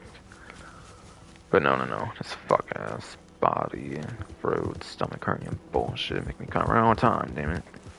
To be fair, I don't know if I was planning on playing too much since it's only like 1 new map of everything, but still. Not as festive as it should be, and kinda.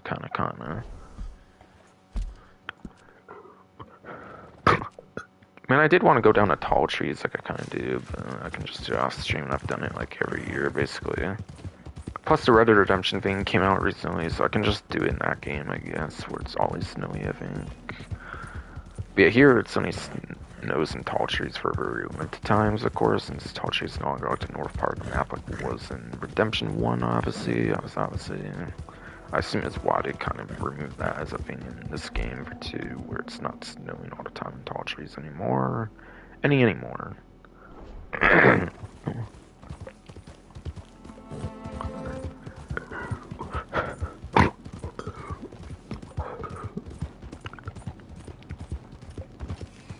out of your fuck ass stomach, bro. Fuck out of your fuck ass goddamn bodies. I mean, fuck ass. Body, throat, stomach, cranium bullshit. Fuck you. Come on. Fuck.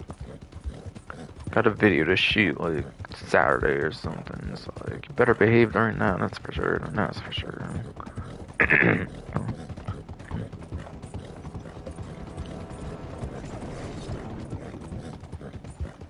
Might even do it as a stream because there's a website thing too. Like OBS streams, has been doing those more lately. Kinda. So that might be a lot of information to go through. Basically.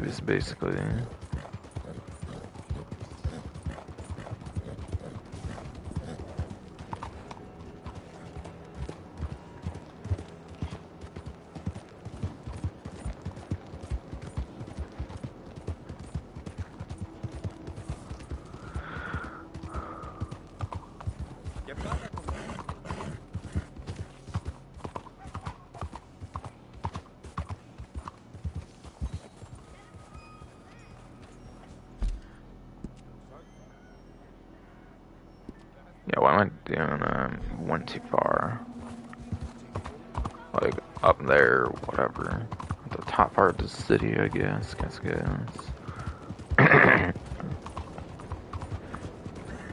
Or whatever they want to call it, town, and so be it, I guess. But to me, it is kind of a city. Kind of a city. Am I like lost right now, or like what the fuck right now? I'm not even all that sure, honestly. It's like over here though, right? Yeah, should be. Alright, yeah, I got there eventually. Okay, cool. Yeah, I guess I can skip going to the tall tree snow section because I'm kind of short on time, unfortunately. Because, like, again, the new Reddit Redemption versions came out. Like, just kind of do that there, I suppose, off stream. As a change, I guess. Well, he always does that there, but again, I'll probably just do it off stream if I run out of time, basically. Like, on stream to do it. Plus, I hear the snow might progress later in the like events as well. It'd be nice to see some new faces. I always do these streams like early in events, pretty much. I think for December events. I think. I just make sure it didn't glitch or something, like where it's not like showing something as being pick upable or whatever.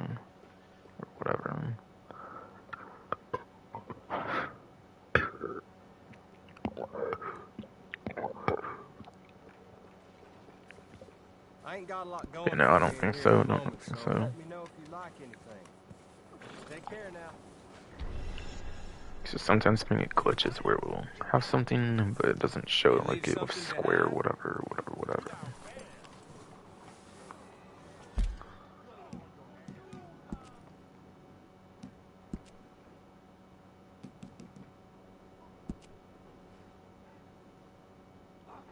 So weekly collection apparently this time around for the last 3 days, 4 hours, and 21 minutes apparently from 22:21 right as I'm looking at it, apparently. Cool. I have one already apparently with the Feldspar arrowhead, which is sadly fully underground. Which yes is sadly fully underground. And then you have 2 lost stories, which I think are partially randomized with the Endicott diamond earrings, which is a lost story earrings. And yet another lost story earrings with the Emmeline coral earrings. Has a collection value of $85, which is close to the 100-ish that like free coins can get you, for example, which isn't too bad since 2 are partially randomized, but yeah. That Feldspar arrowhead might be a complete pain in the ass. I don't know if you get it for like the random event that ever pops up where the animals can be lodged with the arrowhead inside of them or something, like dead or whatever.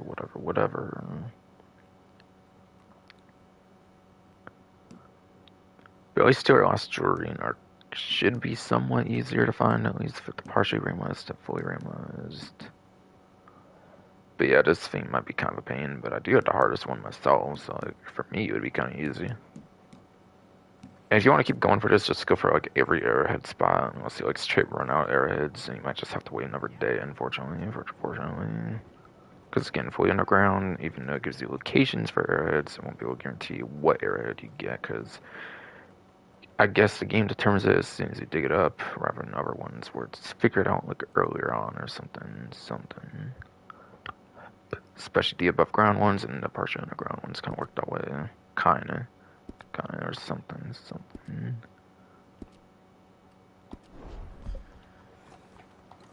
I did want to see if I can get into that showdown mode kind of here, especially, and hopefully have time for Miracle Arms. Hopefully. Don't know if I have much time for that, but still, hopefully I get the new map, the E-Wing Basin, whatever. If not, I guess not a big deal. I didn't get to play any of the original maps when they came out. I only want to play like 2 maps at most, maybe. And hopefully the game mode goes kind of quick. I hope. Because I don't have too much time right now, unfortunately.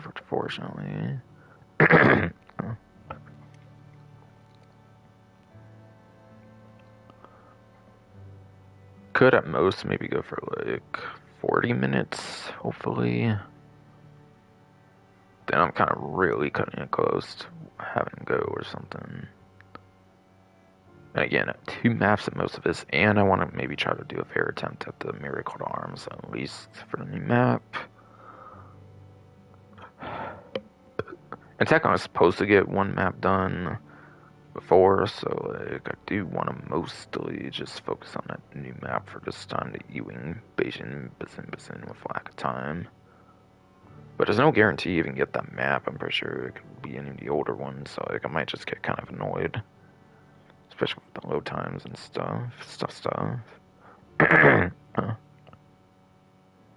this is obviously a PS4 game and its core, obviously, and I'm playing on PS5 here right now. Not right now.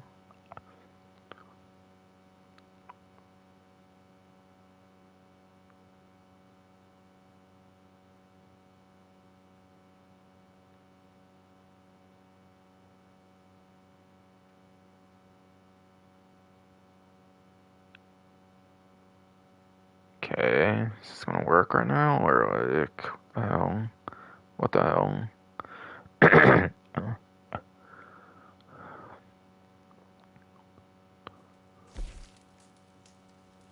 Bacchus Bridge, okay, I didn't get the right location I wanted. Is this gonna be a long thing, though, if I keep doing that? No, I'm not actually too sure. Again, I was supposed to play another map, but like, when it first came out, but I didn't realize that was only available for like the first week or something, and I got to the stream later on, I'm pretty sure. Like, second week or something, unfortunately.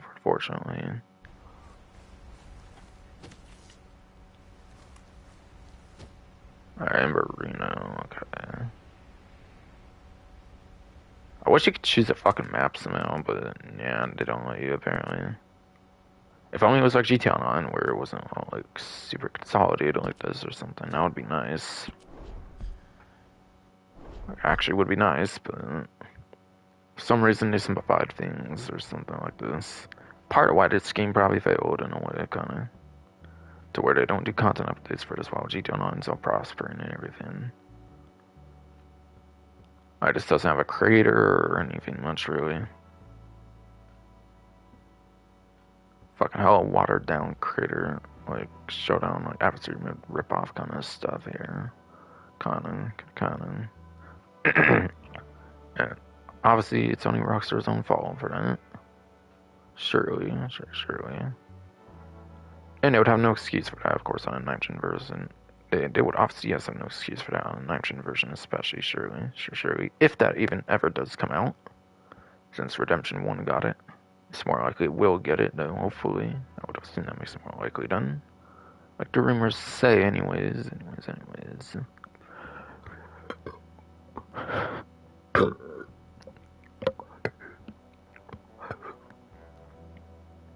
Hopefully they don't treat this like a redhead stepchild compared to Redemption 1, hopefully. Hopefully.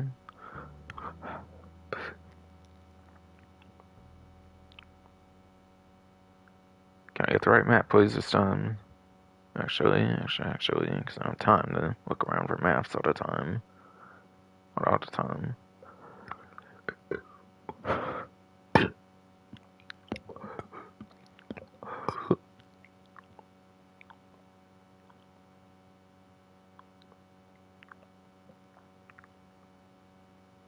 Bro, what is taking this long? Cumberland Falls, okay, whatever. Dash to your safe house across deadly terrain. Yeah, again, I was kind of predicting it might be something like that, really.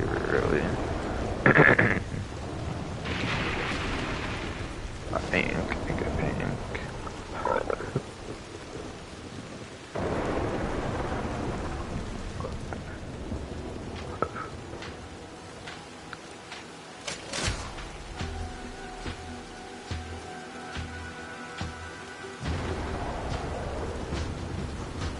Once I got forced in it, because it kind of restarted, I guess.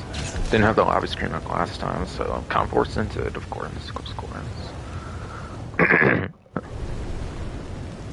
Hope there's not like hella rounds or it's gonna last some time. Get the safety, get the most players to the safe house, okay. So does this basically use the Arthur Morgan mechanic, I wonder. Safe house at, oh shit. Did that guy follow too? I'm not even sure, or was that only my dumbass?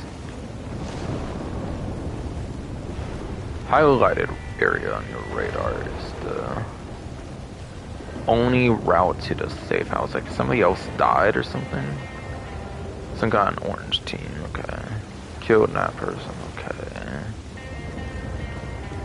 Scouting revolver, and that's kind of it seems, okay. Or, there's pickup weapons, okay.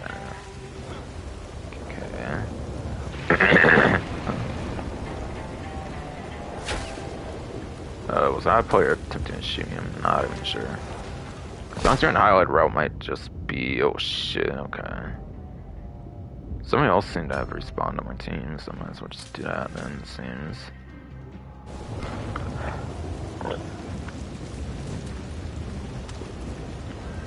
Wait, you only get minimal bullets on this too? Okay.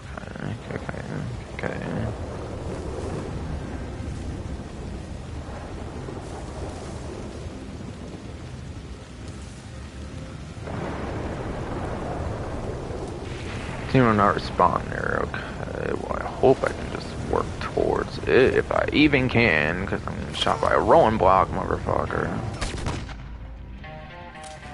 Same, oh wait, no, different guy, I guess, okay. Whatever. I don't want to see what's like, it won't let me, okay. What if I do this now? Yo, what happens if I do this? I wonder. It's just shoot me with those bullets or something.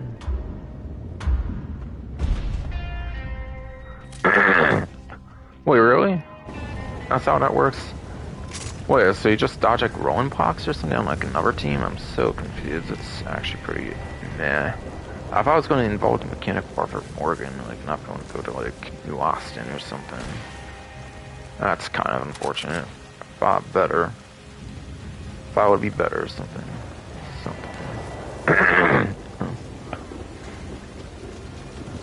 Honestly, you might not even care to play the new map then, honestly done. That's honestly done.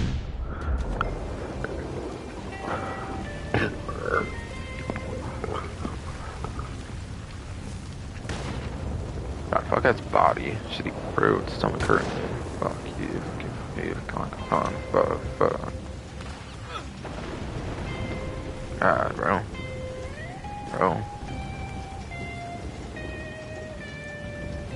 Where the fuck? Oh, it's over here, okay. Try to get through somehow.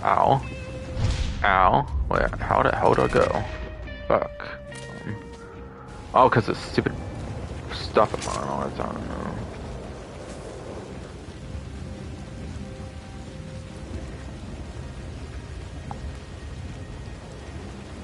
God, I could maybe make it if I Like, immune system was so shit or something. Honestly, though. Bruh, move, you idiot. Fuck. Whatever. Fuck this shit, honestly. Well, I'm not the only one not making it, I guess, so I can't be the only sucky character right now, I guess. Whatever. Wait, 0 of us, huh? Wait, what? The hell? I wanna see what this shit. See, this is what it is, it's just a sniper map, okay. It's like a snipers versus stunters or something, kinda, in a way, like a sniper map. Like some of those creator maps from like CtA, but for Red Dead. It's kinda meh, honestly. Wait, what? Obstacles, huh? Wait, what? I'm not even sure what it's talking about. Yeah, this is not honestly what I expected it would be, so I'm a little disappointed. Kind of already a little disappointed, to be honest. About that, man. About that, man.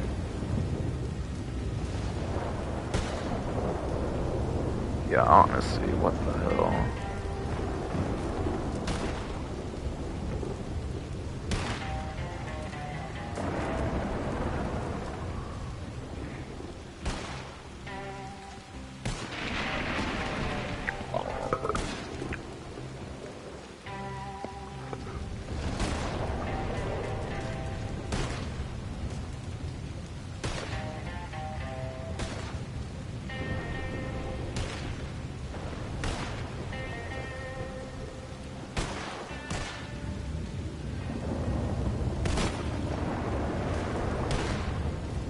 Where?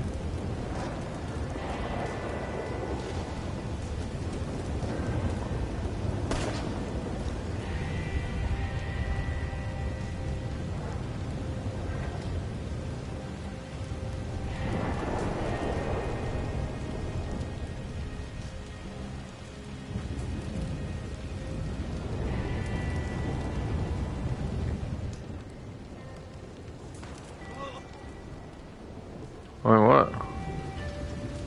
Oh shit.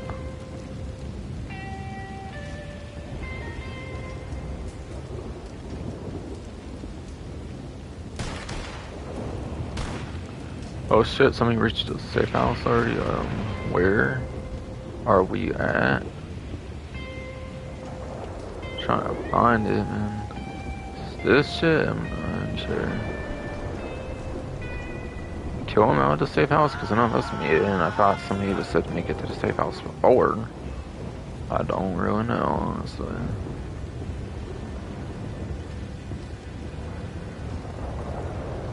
So that being all the way up there, I would have to imagine.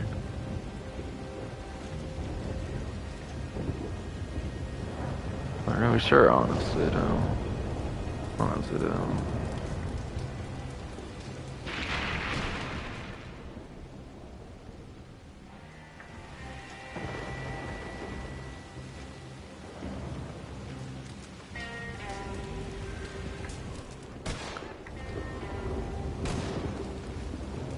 Oh, what the fuck? Oh, I'm so confused.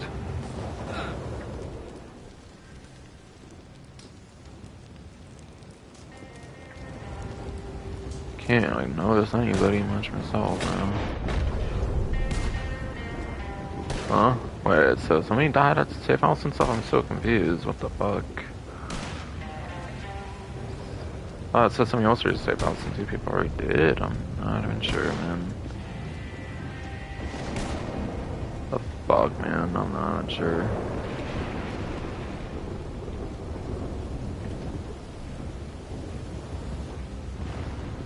I don't get it, man. I really fucking don't. What's just my idea? We're gonna like dodge bullets somehow or something. You might not really be able to dodge bullets in North Morgan things. I'm kinda shouldn't have been surprised this was how it worked, I guess, cause yeah.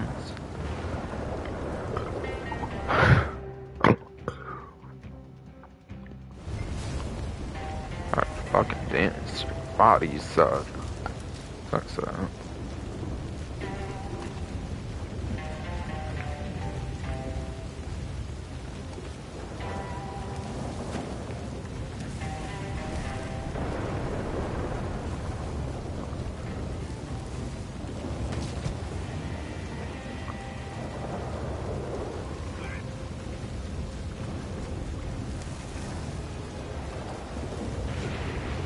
There's a try over there again. Bro, why do I get shot all the time, though? It's... How come I can't do what they do? Like, I don't get it. Fuck this shit. So...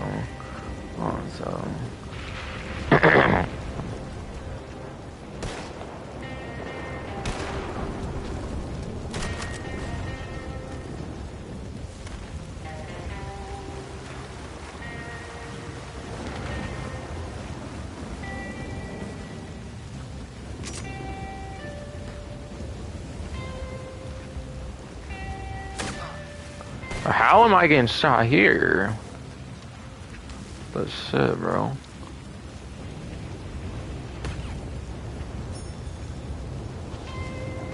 Alright, some guy left the session on my team. Great, I guess. Bro, move! Up! Up! Fucking idiot. Like, what the hell, bro? Like, actually fucking try, maybe, to get up there. Instead of being a slippery McGee or some bullshit. I don't fucking know. Whatever the fuck I wanna call your ass.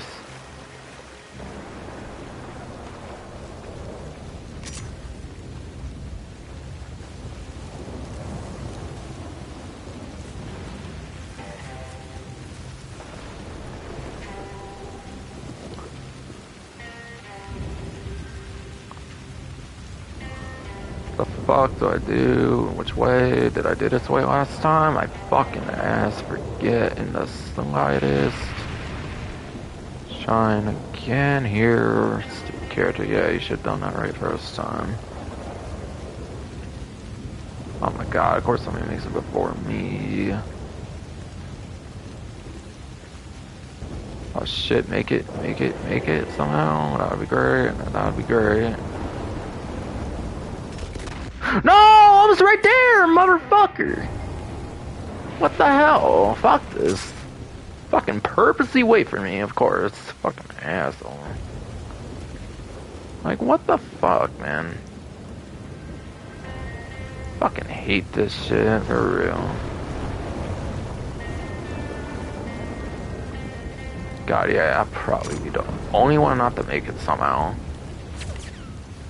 I'm fucking honest, fuck this shit. Fuck this shit, man. Yeah, fuck you missed, motherfucker. I'm just gonna try to run this shit. Oh my god.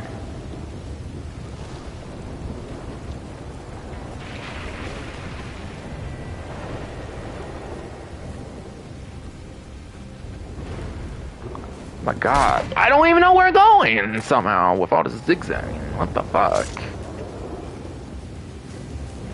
My god, I hate this shit. Seriously? Like, seriously, man? Fuck this.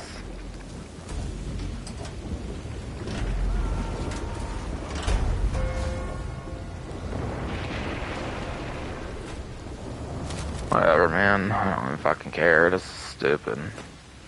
If I don't get the new map, I'm fucking just leaving this shit. Honestly, I don't have time for this shit right now. I couldn't even find anybody to fucking kill. I don't know if I was just not realizing where shit was since my first fucking time, or like, what the fuck. Honestly, I don't fucking give a fuck, man. God damn it. Whatever. Voting isn't new shit anyways in this game. I'll just do it anyways.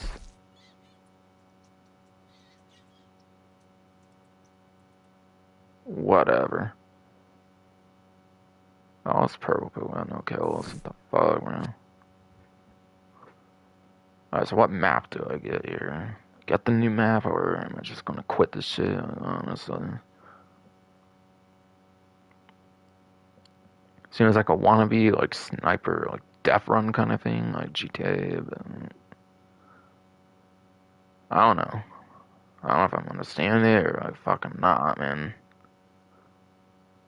Actually, this fucking point.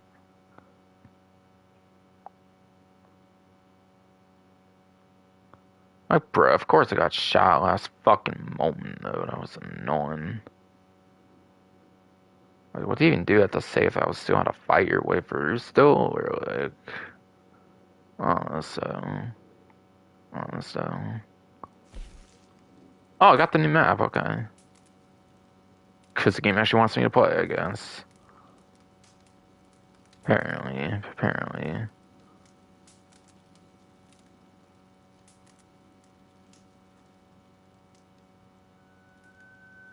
Okay, how come things won't ready yet? I kinda need to get going, damn it.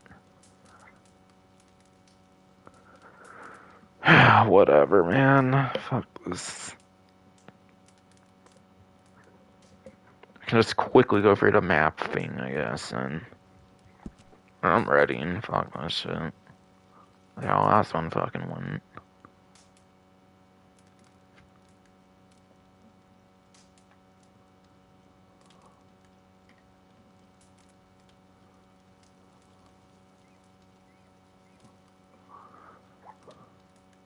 The game kinda late at this point.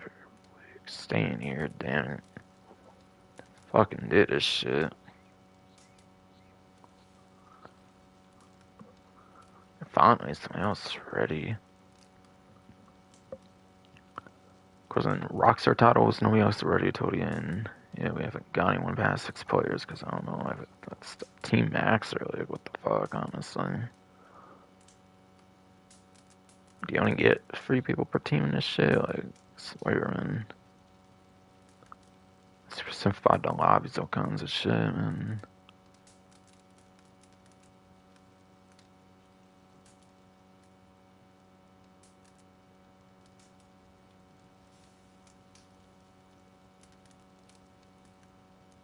Alright, whatever.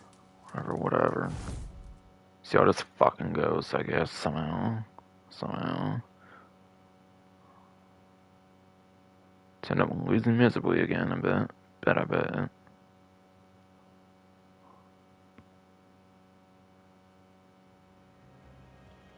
There, I kinda got a map that I was supposed to get last time that I actually played first week, cause like, apparently we're vote happy and they voted after the first fucking week, apparently.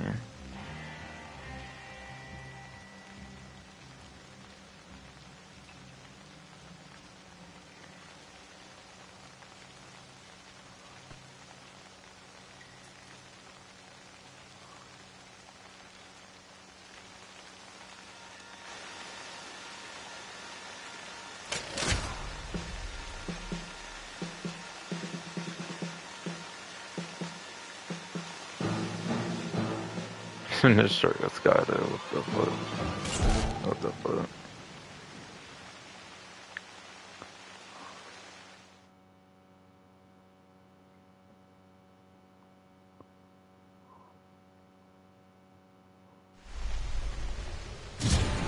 Let's see if I can fucking do this shit this time somehow. Alright, this one's going uphill, which I find would probably be easier than downhill, at least. Feel at least. Alright, bow, prick bow, whatever. Alright, it's regular bow, I guess. Oh, dynamite arrows, huh? Okay. See if I can somehow use that, somehow.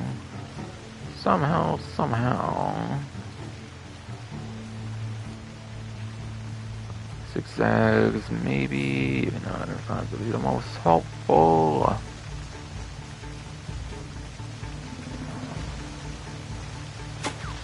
Oh shit, oh fuck.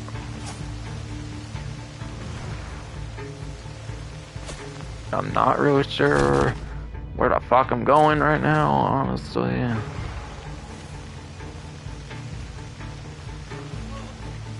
I don't know if I go somewhere up there or if I go like this way or something. Bro, I can't. Oh shit.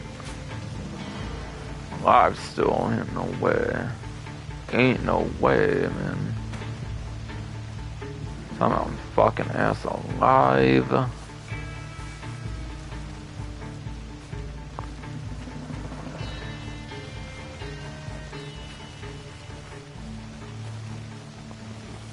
Bro, stop being Slidey McGee or Slippy McGee or whatever the fuck I wanna call your ass.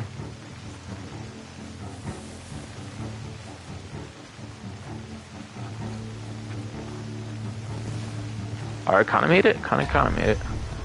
Alright, I made it. Actually, kinda.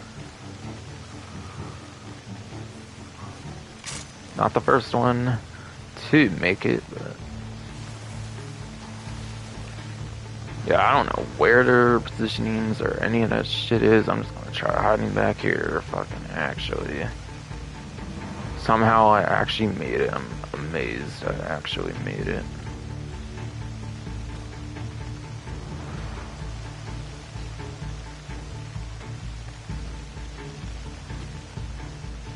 So this person can make it, and it would be nice if I can make it quick here, because like I need to go.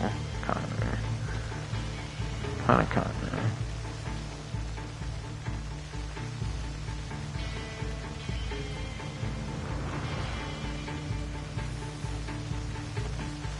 Oh, I made it. Match over. Wait, it's already over? If one team makes their whole thing, okay. Or something. Okay, that wasn't too shabby. I didn't get killed, but the main thing just seems to be to make it. Not every mode is kill focused after all.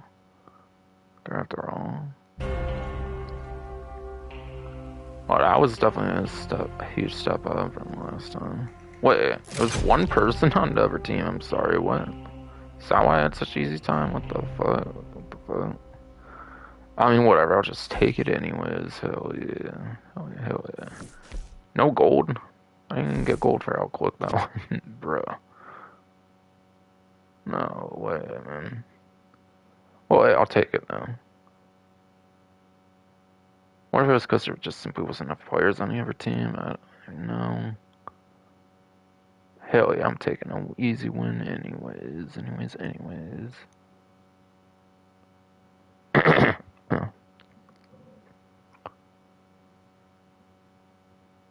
Hurry up, please. I can fucking, like, get to the one map when I'm running out of time. Basically.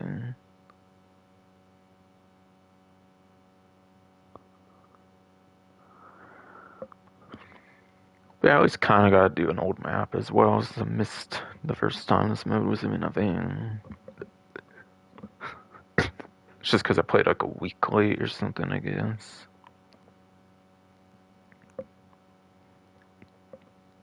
Actually, pretty fun mode, honestly. I don't actually know if that one idea I had would actually work or not.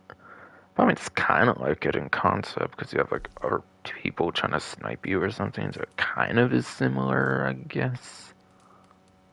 I'm gonna leave.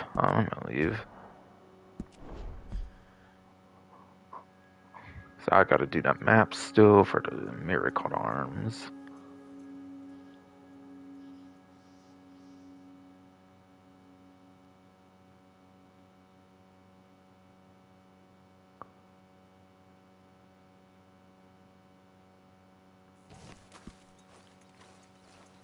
Action Hall to the resupply needed. I didn't recently do anything with that, so I assume it was like that anyways. I mean, it's just because it put me in Gap 2 first, and that's where my camp is at around there, I think. Where's my actual position at? I'm sorry. Where am I at, actually, in here, though? Not right at my camp, though, right? Where's it somewhere? Where, though? Oh, I'm right there. Okay, never mind. Yeah, maybe it's because I'm in the territory where it popped up then. And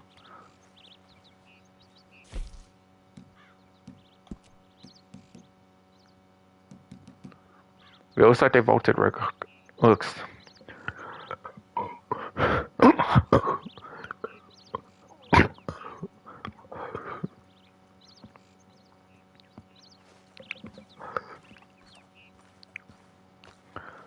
Shitty goddamn fuck that's body though. Fucking throat, stomach, hernia shit. Fuck you. Come on. Yeah, looks like they're about to record called arms, like they kinda usually do when they have the festival ones. Manor, Coulter Roads, Hanging Dog Ranch, Shadow Ranch, Jamesburg, Symphony Manor, the Market, Emerald Ranch, Fort Wallace. Kinda don't feel I remember the market much, but they only said the Fort Wallace was new, even, it's why I went to title, surely. I got like 10, 11 minutes here, maybe, for for this map. Hopefully it'll kind of be enough to get an interest in it or something. Something.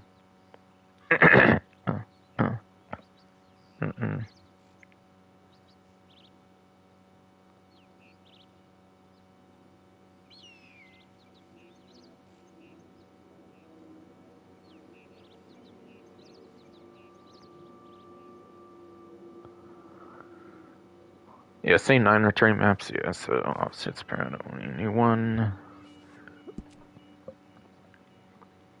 This festive season's naughty / nice, so it's for new Hanover as a ride. Naughty equals bloodthirsty barbarians trying to storm Fort Wallace. Nice equals decent army folk who need your help.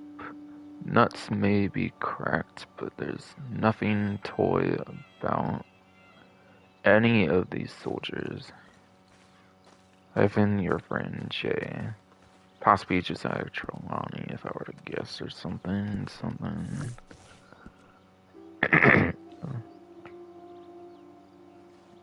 if I can somehow do anything here. Or if something loads or something.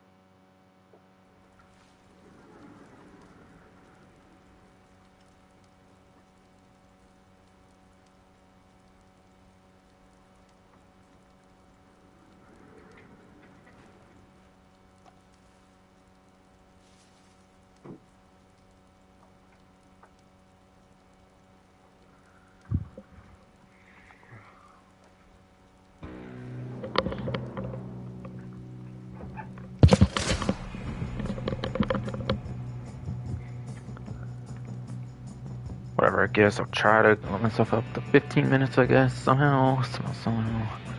Okay, I'm by myself. Okay, good.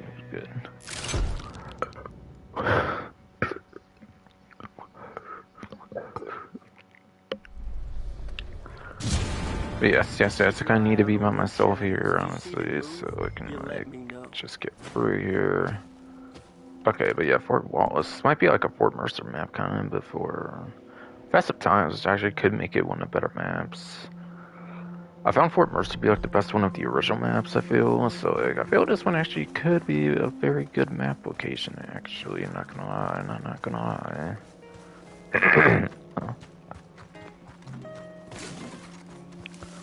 That might be the tallest part over here, I'm guessing. I mean, I don't feel this fort is as interesting in a way as Fort Mercer's. I don't know if you have like a way to block like an entrance like you do to Fort Mercer one, so like even then Fort Mercer's probably still gonna be maybe the best map of any. There's not even much to go at, I feel. Okay. I'm gonna try over here, I think. Oh, there's another ladder I can climb as well. Okay, never mind, I wasn't done there. Yeah, I think it's the tallest spot here, I think. Black's kind of in the way, in a sense. Oh, it seems. Seems. Gee, one ally just instant dies? What? What if I killed him on range? Okay, that will happen easily, perhaps. Oh my god, this flag kind of just gets in the fucking way, though. If I actually do that, it might not, though. Okay, if I just crouch, it might not, though. That's good. No, that's good, no. Okay.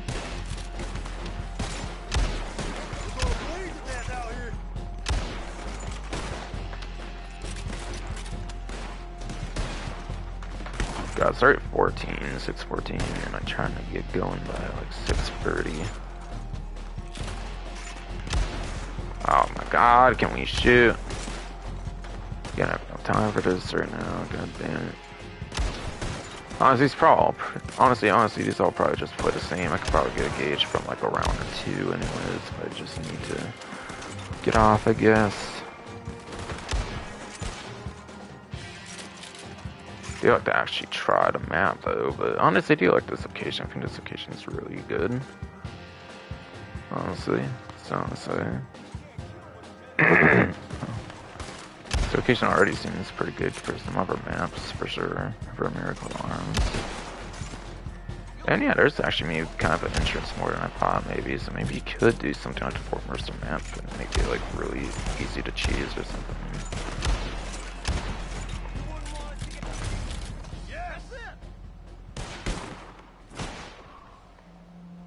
Like, you have to wait. You can't even just skip preparation on all of them, or like, what? That's a little annoying. Whatever. I guess.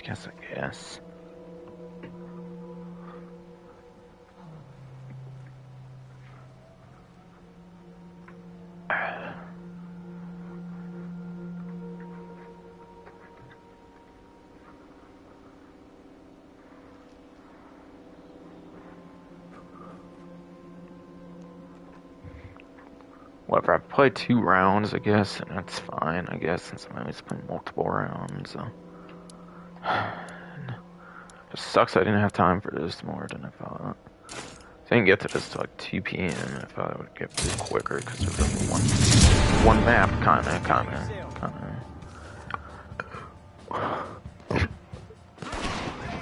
If I have only like one map for like each thing, it would go quicker, but guess not. Guess not.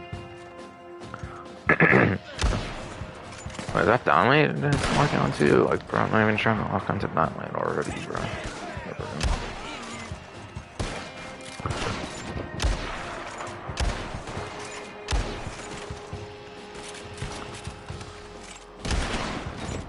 Cleared out. Okay, cool. God, man, I got killed though by something else though, bro. I know.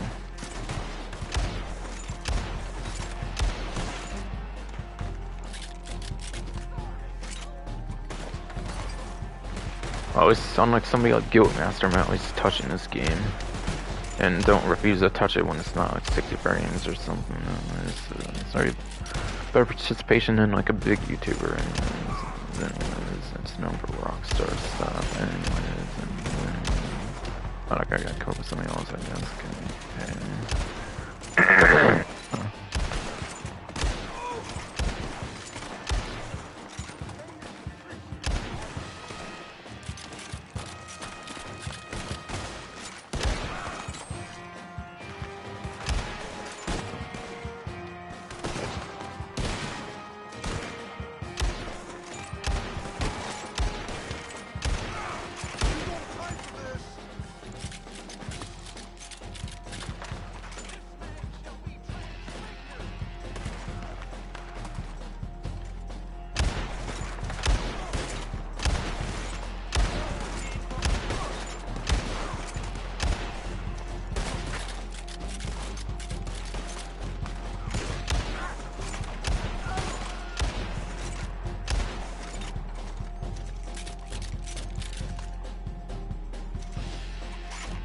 Maybe I'll have time for one more wave somehow at least, then I might have to kind of quit, unfortunately.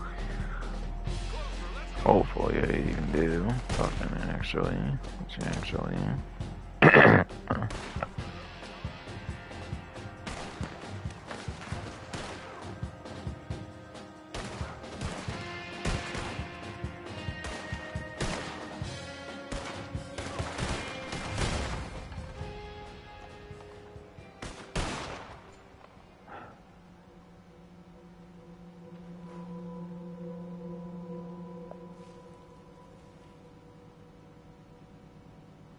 Yep.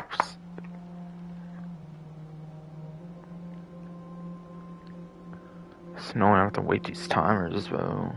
Like, you can skip you can skip preparation for the first one. You can't just skip timers. Sides right at that. It's actually dumb though.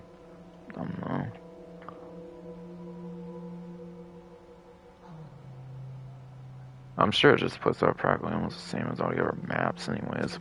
Fucking have to quit early, like fucking some BA, which I pretty much am gonna have to, unfortunately.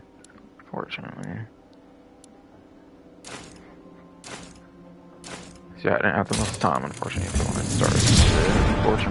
Unfortunately.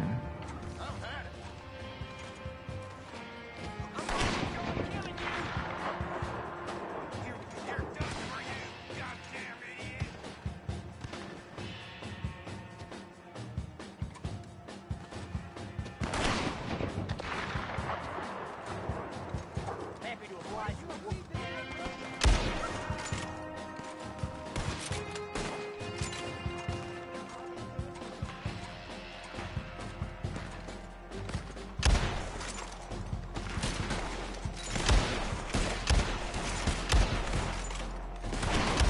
Hey, it's full or something.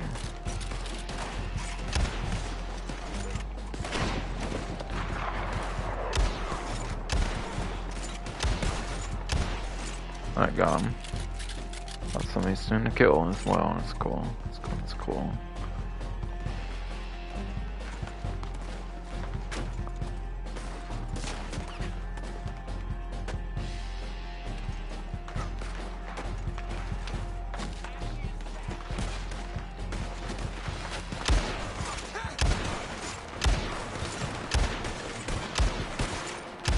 God, I'm trying to.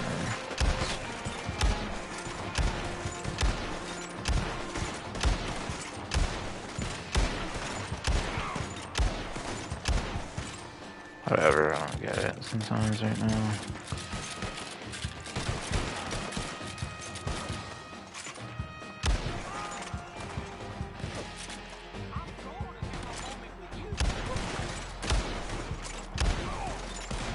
How that one went that way, but whatever. Put out, and somebody got stolen, I'm guessing. Or put on, okay.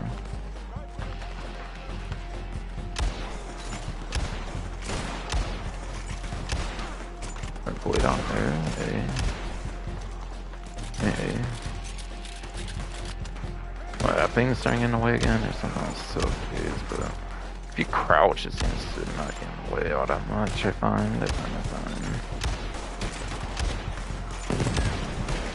Oh shit, should Dami pull that up? Or did it just get killed by one enemy there or something? For some enemies, it's so confused, and yeah.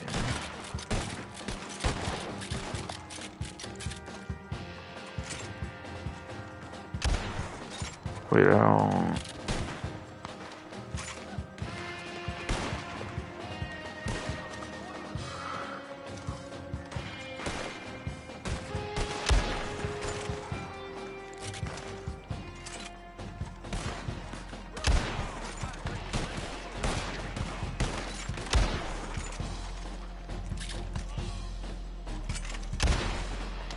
Alright, one more.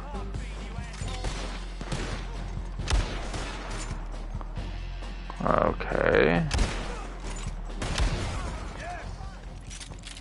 And unfortunately, yeah, I'm running short on time, so... Sorry, but I gotta do it.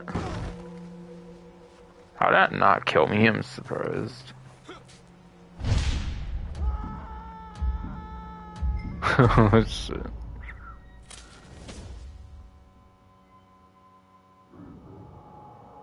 Yeah, I would do more if I had time. Wait. Wait, that doesn't end it? Apparently it does not. I'm surprised. Maybe it was because it was during... wait, I don't know. I don't know. I sadly just don't have the time right now to... Let it go.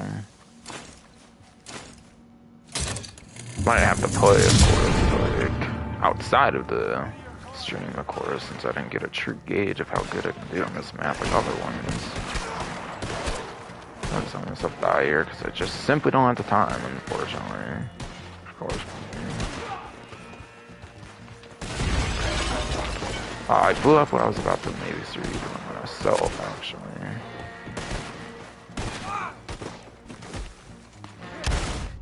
Yeah, good, okay, there we go.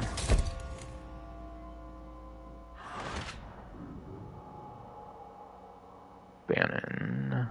So I sadly just don't have the time, so I do have to kind of abandon it.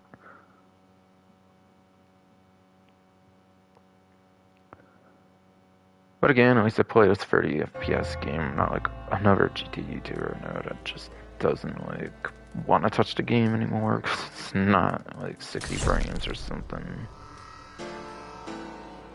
I don't understand why people won't like touch games that aren't 60 frames. Like, sure, there's a bunch of older fucking games that like, sure, there's a bunch of older fucking games you're probably not playing and that are actually kind of good and are stuck on certain systems that you're not just gonna play because like not 60 frames. I don't get it no.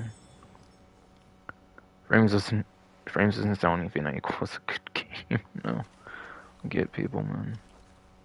Not saying that's the reason per se, like the main one, but still. Yeah, Saturday I have to go though, so that's gonna be it for the stream though. That map seems like a pretty easy one actually, not gonna lie, compared to the average maps, especially for like a specialty one like Miracle Arms. It might be like the new best one, quite frankly, if it could be that new like S tier map for Miracle Arms. That's definitely gonna be it for the stream though. Hope you enjoyed, and because I'm out of time, unfortunately.